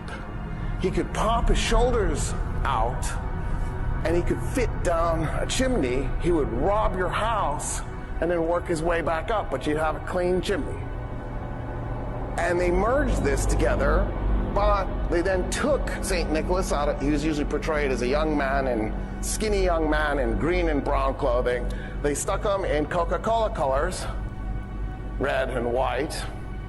They even decided to give him some pink in his skin to keep the Coca-Cola colors going. So they made him an old man so he could have white hair. And then they stuck him on the bottom. Do y'all remember this? Oh, shit. Who knew about this story? Who knew about this? So I see a lot of people saying, thank you, Ratchet, for this. You know Ratchet going to take y'all down a bunch of rabbit holes. Who knew about this story of Santa Claus and Kris Kringle and the mixture of characters that they formed to get y'all to drink this drink? That's why periodically you'll see Santa Claus on a Coca-Cola bottle or a Coca-Cola can around Christmas time, because they made him up and they transformed Christmas. So instead of Christmas being an important event but not an especially emotional event, an especially involved event necessarily, I mean, there were nice traditions around it. There was some nice traditions, but nothing like this. And Dior says, I'm a man. Well, dude, stop flirting with my mods. Ain't nobody here to see you, Otis. Just watch the show. They don't need to hear it. Hey, beautiful, you gonna play with my frog today? Leave my mods alone and stop talking to them. Stop. Matter of fact, leave every lady alone in my chat. Stockings and maybe a Christmas tree. They turned it into this thing where all of a sudden this mythical being who drinks a lot of Coca-Cola is bringing you presents. I guess that's how he stays up so late, because think about how many hours it would take to bring presents to everybody. And in the process now, the average Christian in the United States at least thinks Christmas is the important Christian holiday. And it's forced other religions to think about what holiday they could promote during that time period, like Hanukkah. Hanukkah was never especially important. I mean, it's important, but not like, you wouldn't evolve like a whole bunch of time and energy and effort around it. But then, right, if you're Jewish and you're like looking at your kids going, we wish we had a Christmas tree, you need something to compete with this. And the next thing you know, there's a Kwanzaa, because of Coca-Cola advertisers trying to get you to drink more Coca-Cola. They've changed our religion. They've changed our culture. They've changed us economically. So you can imagine what happens when you have a government deliberately thinking about these things. So if you got a government that's deliberately thinking about these things, and you had Coca-Cola that was deliberately thinking about these things, what are the chances and the odds that they would use some of the same tactics, allegedly? Makes you think, don't it? Things that make you go, Let's continue.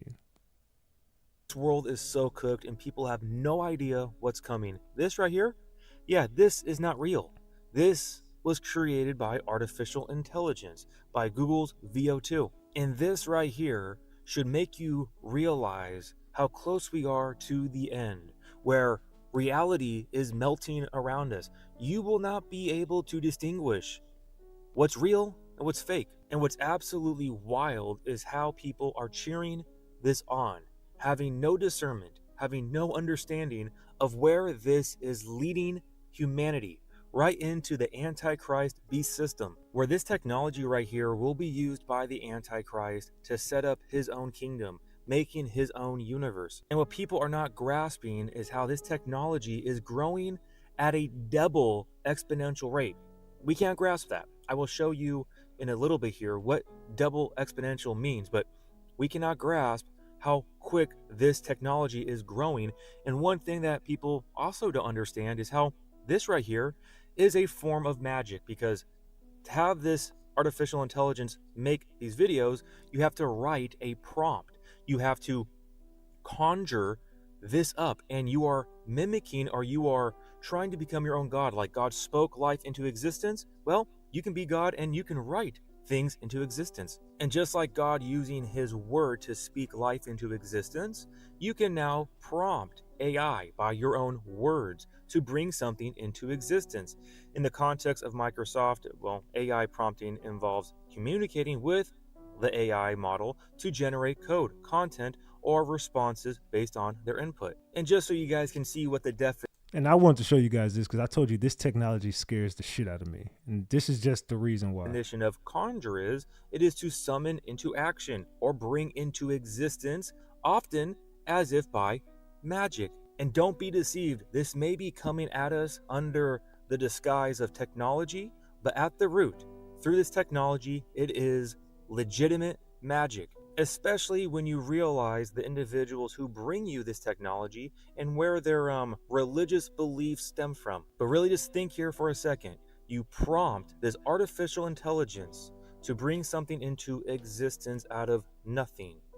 That is conjuring. And for those who do not know, those videos came from Google's newest, most advanced AI tool, which is called VO2. And interesting enough, the word VO means to see. So you are conjuring, prompting this artificial intelligence to then see this reality that you have brought into existence by your word. And with that being said, people really cannot grasp, they cannot understand, and they underestimate the AI capabilities due to exponential growth. As we can see in this article right here, when asked to name the greatest potential threat to humanity, many scientists believe artificial intelligence to be the top contender.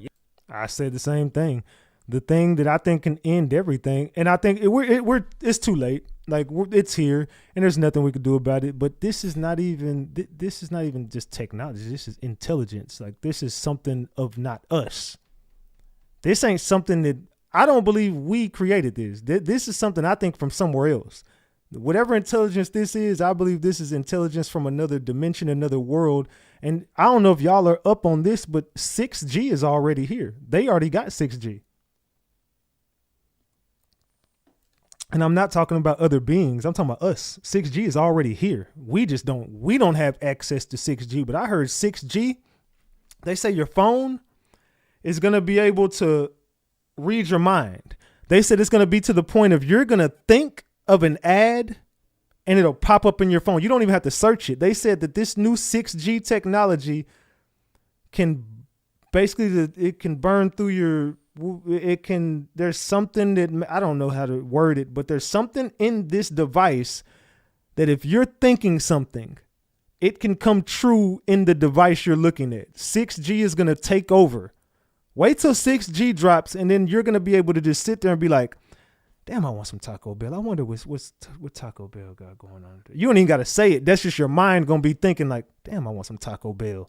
Taco Bell sure sounds good right now. Then next thing you know, you're going to open up Facebook and it'll be like, Taco Bell new quesadilla crunch wrap. I'm just look at it. Look, Taco Bell, hey, y'all, come try out the new quesadilla crunch wrap at Taco Bell. I want my money. Nah, but anyway, I'm just saying, you're going to be able to, it'll do shit like that. You be like, damn, I wonder if Jordan got some new shoe next. You're going to see a Jordan ad pop up in your phone when you get on Facebook. And it's just going to be a crazy thing to where it's going to be able to read your mind from now on. Now your mind is going to be able to, you're going to be able to control things with your mind now. With 6G and other technology, this AI stuff, you're going to be able to think it and achieve it from here on out. Just watch. Yet, there seems to be very little currently being done to ensure its safety. We are, on average, going to be surprised at how quickly AI progresses and potentially surpasses human capability. Now, the reason why people cannot grasp the threat that artificial intelligence is to mankind is because they underestimate the capabilities due to exponential growth. And we can see that artificial intelligence is not just growing at an exponential rate, it's growing at a double exponential rate. And we cannot grasp that, guys. So while people may be familiar with the concept of exponential growth, we've rarely seen the effect of double exponential. Now, this occurs when a technology has two separate components that are each growing independently of one another in an exponential fashion. And this is exactly what artificial intelligence is going through right now. So now you guys can see on a graph what exponential growth is. That's the blue line. But the red line is double exponential. So we have the idea of technology growing, but there's a point right here where it starts to just shoot straight up. And we are at the point right now where we are witnessing that curve right here, where things are skyrocketing. And very few people around the world are aware of A, artificial intelligence, B, its double exponential growth, and C, its implications. In my travels and in speaking to people abroad, nobody really had a grasp of AI, much less its implications. We cannot grasp this implication right here. And what's wild is how this artificial intelligence growing at a double exponential rate is converging with other end times Bible prophecy. But this right here should be the one that can really wake people up to realize the times that we are living in. How this artificial intelligence will be the system that the Antichrist uses. It will be the image of the beast that the false prophet breathes life into with Revelation 13 verse 15. Because this system right here is the literal definition of humanity rebelling against God. Humanity making a God in their own image, coming together, collecting the data of mankind to make their own God, to then rule over them, to control them. It is the Tower of Babel 2.0. And again, because of this exponential growth, we do not have another 100 years, another 50 years. That growth curve happens at such a rate that we're not grasping where we are on this timeline prophetically. What's really awesome is how this all aligns biblically because of this exponential growth. That goes exactly in line with what Jesus said in Revelation chapter 22, verse 12, and behold, I am coming quickly. Now, this idea right here that he is coming quickly is that when these prophetic events start to unravel, they start to increase, they start to grow exponentially. You can look at prophecy like this right here. Once the end times prophecy events start to unravel, they start to grow exponentially. And we can look around and we can witness the convergence of events, seeing the end times beast system being constructed right now, which shows how close we are to Daniel's 70th week. Now, even the experts cannot accurately predict what's happening with a double exponential growth rate of artificial intelligence. We even have Mr. Tony Musk himself going on to say whenever you have a double exponent, it's going to be very difficult to predict, and people's predictions are always going to be too conservative. Now, with this information, please do not allow it to cause fear, stress, anxiety, and dread, because that is not from the Lord. He has not given us the spirit of fear, but the spirit of power, love, and a sound mind. But what this information is meant to do is to prepare you spiritually and mentally, as we see with Hosea 4:6, that God's people perish due to the lack of knowledge. And it is our duty as children of light to not believe lies and to not be deceived. And that is why Bible prophecy is our protection against deception. And when you lean upon the Lord for all wisdom and understanding, he will give you discernment to see the times that we are living in and how the beast system is being constructed all around us, proving and showing the hour that we live in right now. So with that, this should cause urgency to get right with the Lord, having your heart established for the coming of the Lord is near, James chapter 5 verse 8, and to also understand that you are an ambassador for Christ. Some people may ask with this information, well, what can we do? What's the point of even talking about this? Well, it is to not believe lies and to speak truth. There is power with each individual who does not believe a lie and can share the truth with others. It then unravels like a domino effect, waking others up to the reality that we live in. And with this, you can then be an ambassador for Christ, sharing the good news of the kingdom to come, understanding Bible prophecy, realizing the times that we live in. We look at the book of Daniel.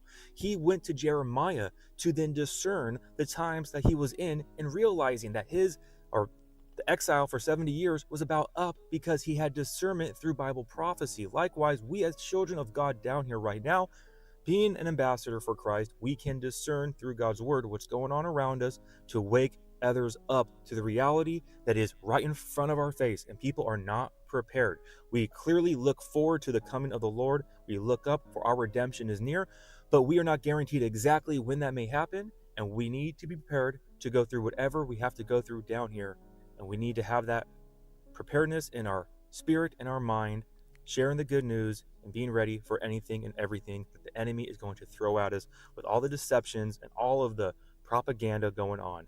With that, guys, I hope this information edifies the body of Christ. At the end of the day, I really just want you to grow in the Lord. Pray for discernment. Do not believe lies. Do not be deceived out there. Take heed that nobody deceives you. Those are the words from our Messiah, Matthew 24, verse 4. Love you guys all so much. God bless. Remember, the just shall live by. What y'all think about that? I had to show my people that, you know me, I'm definitely going to put y'all up on game. I'm always going to put y'all up on game, but I don't want to show that to scare nobody. I don't want y'all to be like, oh my God, I'm afraid of this. What are we going to do? Look, it's too late. There's nothing we can do, but I'm not worried about shit. Look, man, I never worry. There's nothing I ever worry about in my life. I've never been one to worry. You know why? To worry is a sin. And I'm not trying to worry about nothing. God got this. So if you hit me up with some bad news, oh, Ratchet, man, this happened or that happened, I don't know what I'm going to do. I'm so worried. And I'm going to tell you, don't worry, put it in God's hands. And you're like, I know, though, that's what? I'm going through all this shit. And you're just going to tell me, yeah, put it in God's hands. Every time something goes wrong in my life, I don't sit there and be like, oh my God, what am I going to do? Everybody in the world's making all these videos and I'm just so worried. And no, I'm not worried about shit. God got this. All the smoke will clear. All the dust will settle. And I'm one of the chosen ones. I'm going to be right here. There's nothing you can do to end me. You got to get rid of RatchetTV. I'm not worried about a fucking thing that goes on in my life. God got it. I just let him take control of everything. I'm not sitting here. I don't lose sleep over shit. I sleep like a baby. And when it comes down to somebody threatening my life or saying something to me or making a video or doing this or saying that about, man, I sleep like a motherfucking baby. You ain't finna make me lose no sleep. If I'm losing some sleep, it's because I work too damn much. That's it. If I'm losing sleep, it's because I want to lose sleep. Ain't nobody in this motherfucker finna make me lose no sleep or make me lose money. I don't care about none of that shit. I'm going to get up and do what I got to do every day. I ain't worried about nothing. If you falling on hardships right now, hey, trust me. Put your chin up in the fucking air and get back to it. Figure out another way. If you see traffic here, you take the back roads. Does that make sense? If you see traffic all in front of you and you can't go, oh my God, there's so much traffic, I'm going to exit and figure it out. There's a way around this shit. You don't got to go straight. There's sometimes you got to take a detour. You might have to make a few stops for gas, but you can go around this whole situation and figure that shit out. You don't worry about nothing. That's just giving y'all up on. I'm going to put y'all up on game. Don't be scared of this shit, man. And it's going to be a way you'll figure out to control it. You'll find out a way to outsmart it. Somebody will figure it out, dog. We got this. We as people, we got this. Let's continue. Hey friends, time for another New Jersey UFO update. So this one is super crazy. You're going to want to watch this whole video. So what is it about New Jersey? Why is all this crazy stuff happening in New Jersey? Well, apparently this is not new. This has been going on for a long time there, especially around a place called Wanakee Reservoir, where there was something called the Wanakee Vortex. And back in the day, there was something called the Wanakee Wonder. So I got a very mysterious message yesterday saying, look into the Wanakee Vortex. And that was it. And they didn't respond whenever I replied. So I was like, huh, okay. I love mysterious messages, so I dove in. So Wanakee, New Jersey is right here. And it's right next to the Picatinny Arsenal, which is sort of like the epicenter and the hotspot where all this stuff kind of originated, right? This whole drone UFO, fiasco going on up in Jersey. So it's like, okay, what is going on here? Why this area? Because this seems to really be the epicenter. I mean, there's crazy things happening all over the world, of course, but there's something about Jersey. So what is it?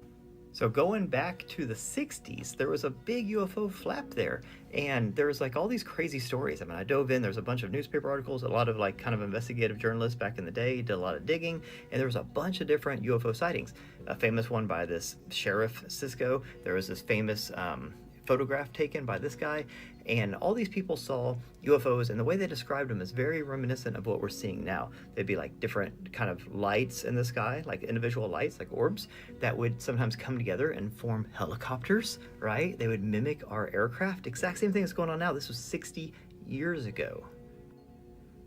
And that's where this Wanakee Wonder came from. So many different people saw these UFOs over the Wanakee Reservoir that they even named them the Wanakee Wonder. And like, it was seen by hundreds of people. I mean, this was like an ongoing thing. One time they described the reservoir being frozen over, and there was like a fire over it, and it was melting a hole in the ice, and that the craft was like the saucer-shaped craft that kept like turning into like an orange glowing like orb, right? All this stuff is wild, but it's very familiar, very similar to the stuff we're hearing now, but it gets way stranger. So a Dr. Bruce Cornett got wind of all this crazy stuff. One of his friends told him about the Wanakee Vortex, and he was very interested in the paranormal and stuff, and he was a researcher, and he set up some like camping expeditions out there, and they took a lot of camera equipment, lights, and that kind of stuff. Are you guys following along? Drop the gems if you're following along. Let me know if you lost. Are you following along? This is the update about these weird objects that we've been seeing. We covered last time. And they went out to the Wanakee Reservoir to investigate this vortex, right? And these are just some of the pictures that he got. So in this picture, that is Dr. Bruce Cornett, right? That's not. There was nobody there. So at first you could say, okay, well, it was just a, kind of double exposure or something, right? That happens. Well, if you actually look at it, the pose is a little different, the stance is a little different, the lighting's a little different, right? And then there's like, they put this crystal here, and the crystal's stationary, just like he is, okay? And this crystal, see the line behind it, right? Well, it wasn't moving. See, he's not moving, and nothing else is moving, but this did that. And they said every time they took pictures of the crystal, it would do that. There's a lot of different pictures of it. So then they started blowing smoke in the air and doing these light flashes and taking pictures and seeing if they could see anything. And they kept seeing these lion figures in the smoke. I thought that was super cool. And then there's this picture. So in this picture, it looks like there was a group of people here, and they're like kind of looking at another group of people over here. But these people aren't there. There's no people there. It was only these people. So that was interesting. And then in this photo, he says that this is him. That's Dr. Corset, that this wasn't there. Like there's no one there, right? So it's like another kind of double exposure.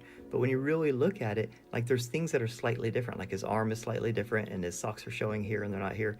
Salute, Love Jazz, and happy holidays, sir. Thank you for that 50-piece McNugget, Jazz. I appreciate you. Salute, salute, salute. So it's like it's mimicking him, but it's not him. It's really strange, and it gets stranger. Look at this one. So in this picture, that's him. That's Dr. Corset, and someone's taking his picture. He was there with a group of people, right? And this, right next to him, this is the same photograph. They went and got him developed, and there shouldn't be anybody here, right? There should be nothing there. But when you actually look at this, it's like mimicking him, okay? It's not a double exposure. The pants are a different color. The shirt's different. There's like a bulge in the belly when there's not here. The lighting and the shadows are different. He zooms into the head and does some effects to it to try to figure it out. And like, it's just completely different, right? But it's similar, very similar, but different. It's mimicking. But it's not just a double exposure. You can tell a double exposure would just be this image right here. But it's different, significantly different. You know, you can look at it. The more you look at it, the more things you notice that are different. So that's very telling, because what are we seeing? So he even says possible hologram projection of ET, humorous ET attempted mimicry, right? What have we been hearing out of Jersey? That there's things mimicking airplanes and helicopters. I've talked to multiple people and they'll tell me, they're like, dude, I know in the photos and the videos it looks like an airplane, but trust me, when you're here, you'll see an orb turn into a helicopter or turn into an airplane. It's only 100 feet in the air. It sounds like an airplane. It looks like one, but it's like 3 or 4 feet. Like, it's crazy. Like, it doesn't make any sense, and it's like really messing with people. And people keep using the word mimicking, saying that these things are mimicking, you know, our planes and our jets and helicopters and stuff. Well, this guy back in the 90s, when he went there to investigate in New Jersey at the Wanakee Reservoir, the Wanakee Vortex in New Jersey, the epicenter of all this strangeness, he, back then, over 20 years ago, was saying these things were mimicking him, that they were like humorous, like how Jacques Vallée always talks about the trickster element, that these things are sort of playing games or having fun with us, you know, and that they were mimicking him throughout his entire, you know, expedition there. Like, he has tons of photos. There's so many different photos. It's wild.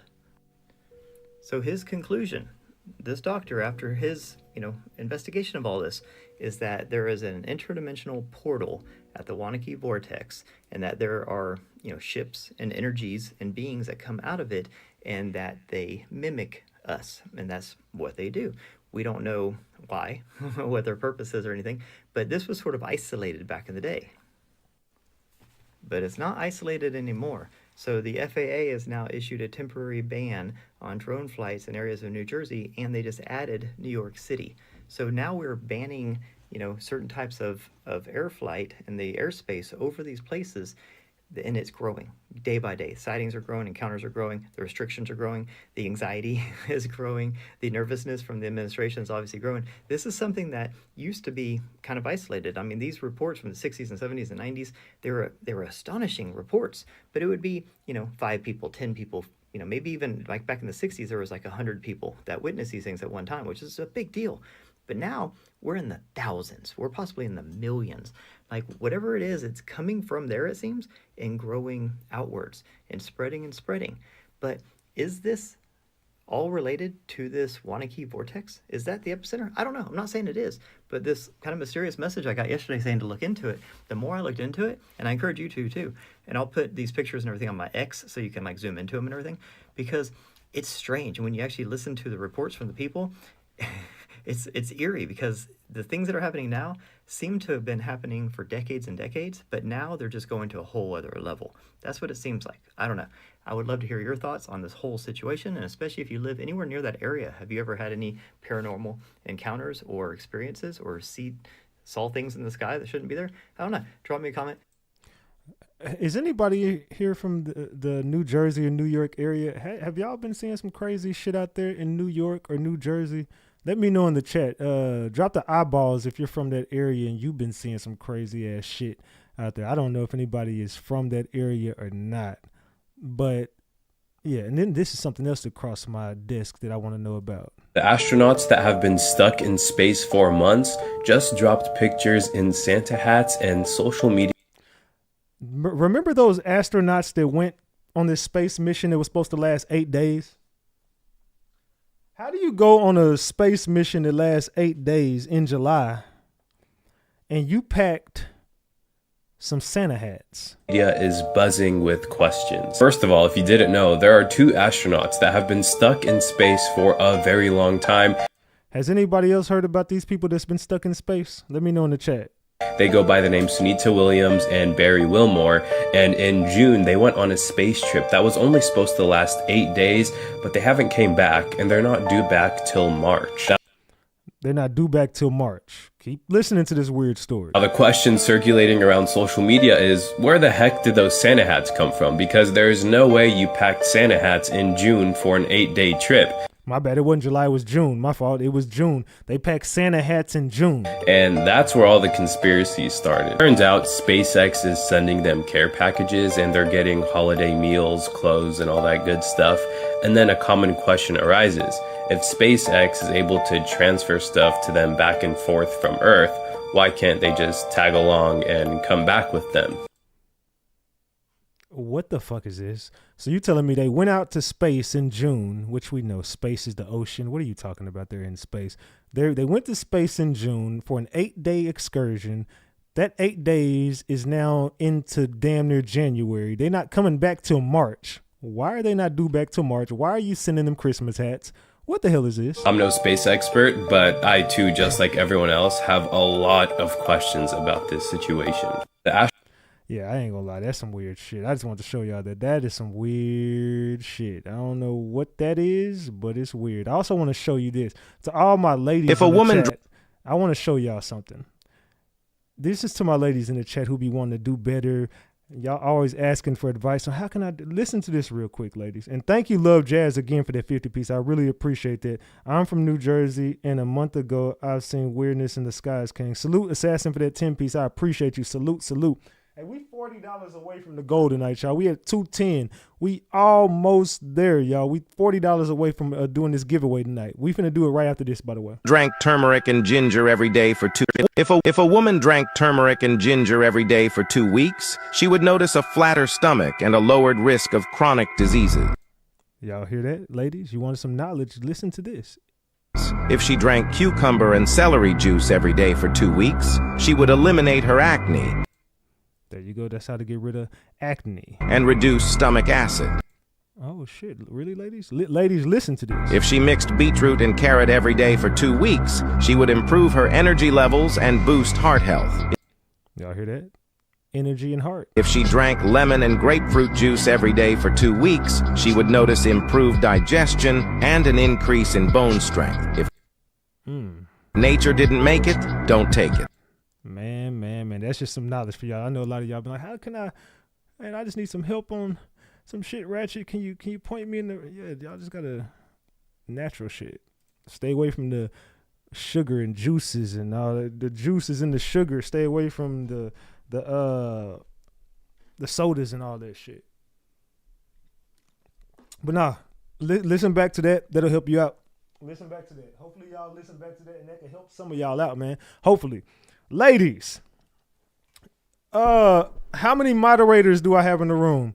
And I was just bullshitting with y'all when I said, when I said if you're married, I'm just fucking with y'all. Love Jazz threw up another 50 piece. Thank you, beautiful. I appreciate you, Love Jazz. Thank you. Salute to Love Jazz. She got us over the hump. Oh, excuse me. Thank you, Love Jazz. I appreciate you, beautiful. Where are my moderator ladies at? Where are my moderator ladies at? Now, look, I look out for people who look out for me. I look out for people who look out for me. Sin. What's up, Sin? Deanna. What's up, Deanna?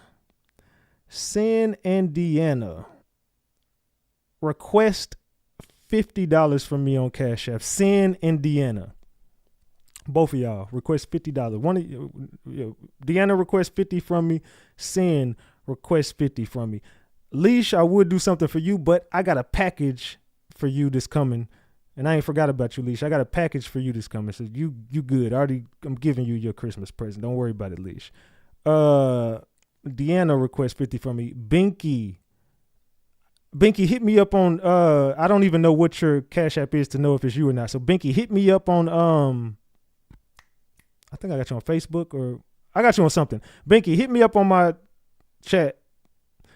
Love Jazz, thank you so much. I appreciate you, Love Jazz. If you had a membership, I'd give you a moderator wrench if you had a membership. If you get a membership, I'm gonna give you a moderator wrench. All right, salute Deanna. I just sent you your 50. Merry Christmas to you, Deanna. Thank you for all the love and support that you've given me. I do appreciate you. Salute, salute, salute. Sin, request 50 from me. There you go. Sin, I just sent you yours, Deanna. I just sent you yours, Sin. Salute to y'all too. I appreciate you. Let's see. Who else we got in the building? Where's my moderators? All the moderators went to sleep? Did all my moderators go to sleep on me? I'm just trying to see who's been around and been showing a lot of support. No problem, Deanna. You're welcome. You're welcome. Salute to you. I'm trying to look around the room for my supporters. Who be supporting me? Let me look around the room. Okay, look. All right, we'll do it like this. Since I don't see nobody in here and I think all my moderators went to sleep on me, y'all name a name in the chat who be supporting me, who y'all think deserves a 50 piece. Can I see some names in the chat? I'm gonna let y'all decide. Fuck it. I'm gonna let y'all decide. I'm gonna let y'all decide the rest. Throw some names in the chat. Who deserves a 50 piece McNugget from me? Who be showing me support? Can somebody show me support? Viewers, I am not sleeping. All right, V Will, you do be supporting. V Will, request 50 from me on Cash App. V Will, I don't know what your Cash App is though. Text me your whatever your name is on there. I see Bossy. They said Bossy. I see a lot of people saying Bossy. Is Bossy in the building? Is Bossy in the building? Come on, Bossy, where you at? Is Bossy in the building? She ain't a moderator, but it's good. She a green member. It's for green members and moderators. I see Bossy got a lot. Don't worry. Don't say Leisha's name because Leisha's already got a separate Christmas present. She not in this drawing. I already gave Leisha another Christmas present. I sent her a package. So Binky, no. Don't put your Cash App on here, Binky. Remove that.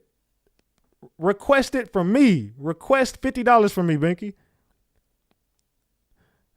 All right. They say congratulations. Yeah, V will request $50. I don't even know what your... Okay, Bossy, request 50 from me. Merry Christmas, Bossy. Request 50 from me on Cash App. I know what your Cash App is. Bossy, request 50 from me on Cash App. Merry Christmas, Bossy. She said, I'm not asleep. She said, hold on, the motherfucker, some money. Hold on, come right here, cut.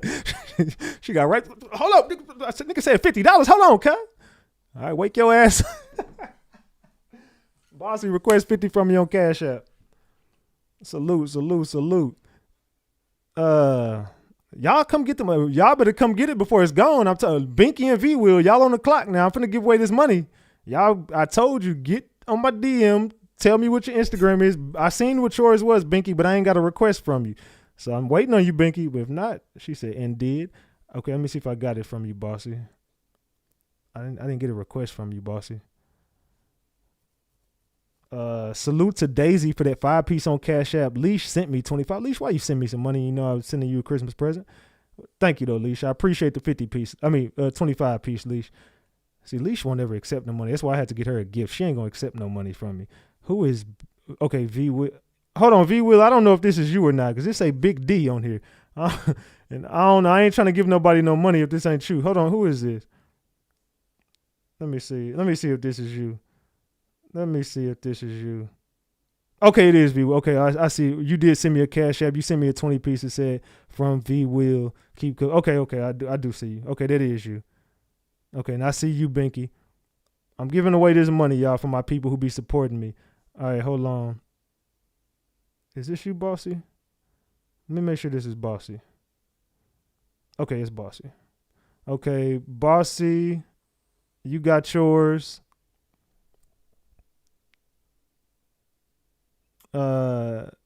V Will, you got yours.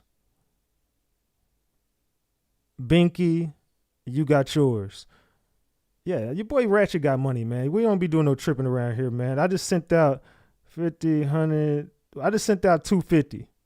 I just sent out 250 for my ladies in the chat. Let's see. Karma Girl, request 50 from me on Cash App. You be supporting Karma Girl, so, and I know you've been going through some shit. Send me $50 request on Cash App, Karma Girl. Salute to you as well. Yeah, we giving away this money, man. I just want to say, I do appreciate y'all. You know what I'm saying? Y'all always hold it down for me. You know what I'm saying? If y'all got $1, you'll give it to me. I know you would. So salute to all my ladies, man. I love y'all. I'ma send 50 to Cocoa Butter as well. I'm gonna send 50 to her as well.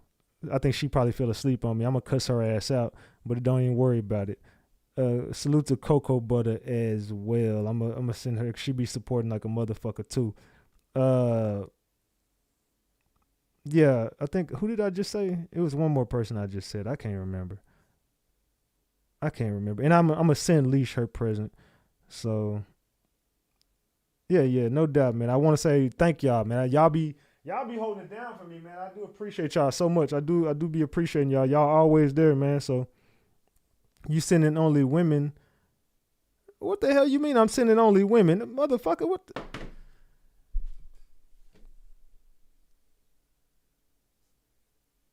How's somebody gonna question what the hell I'm doing over here? How you gonna question me when it's been a well-known fact? I'm asking the dudes, do y'all dudes want to help support some of these ladies?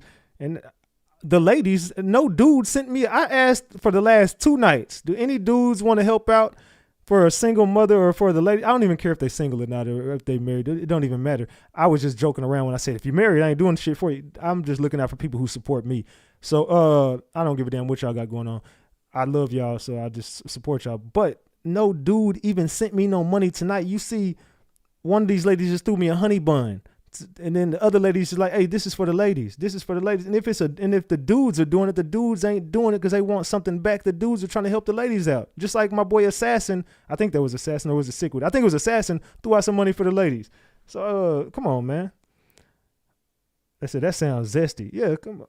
I'm not questioning you, Ratchet, but it's Christmas time and he represents. First of all, who the fuck are you? To even be, and why are you picking out one dude in my chat when there's plenty of dudes in the chat? What about G Money? He be over here all the damn time. Who is yeah, there's something questionable about that, man. I'm gonna be real. That was just something questionable about that. Who is hold on, what?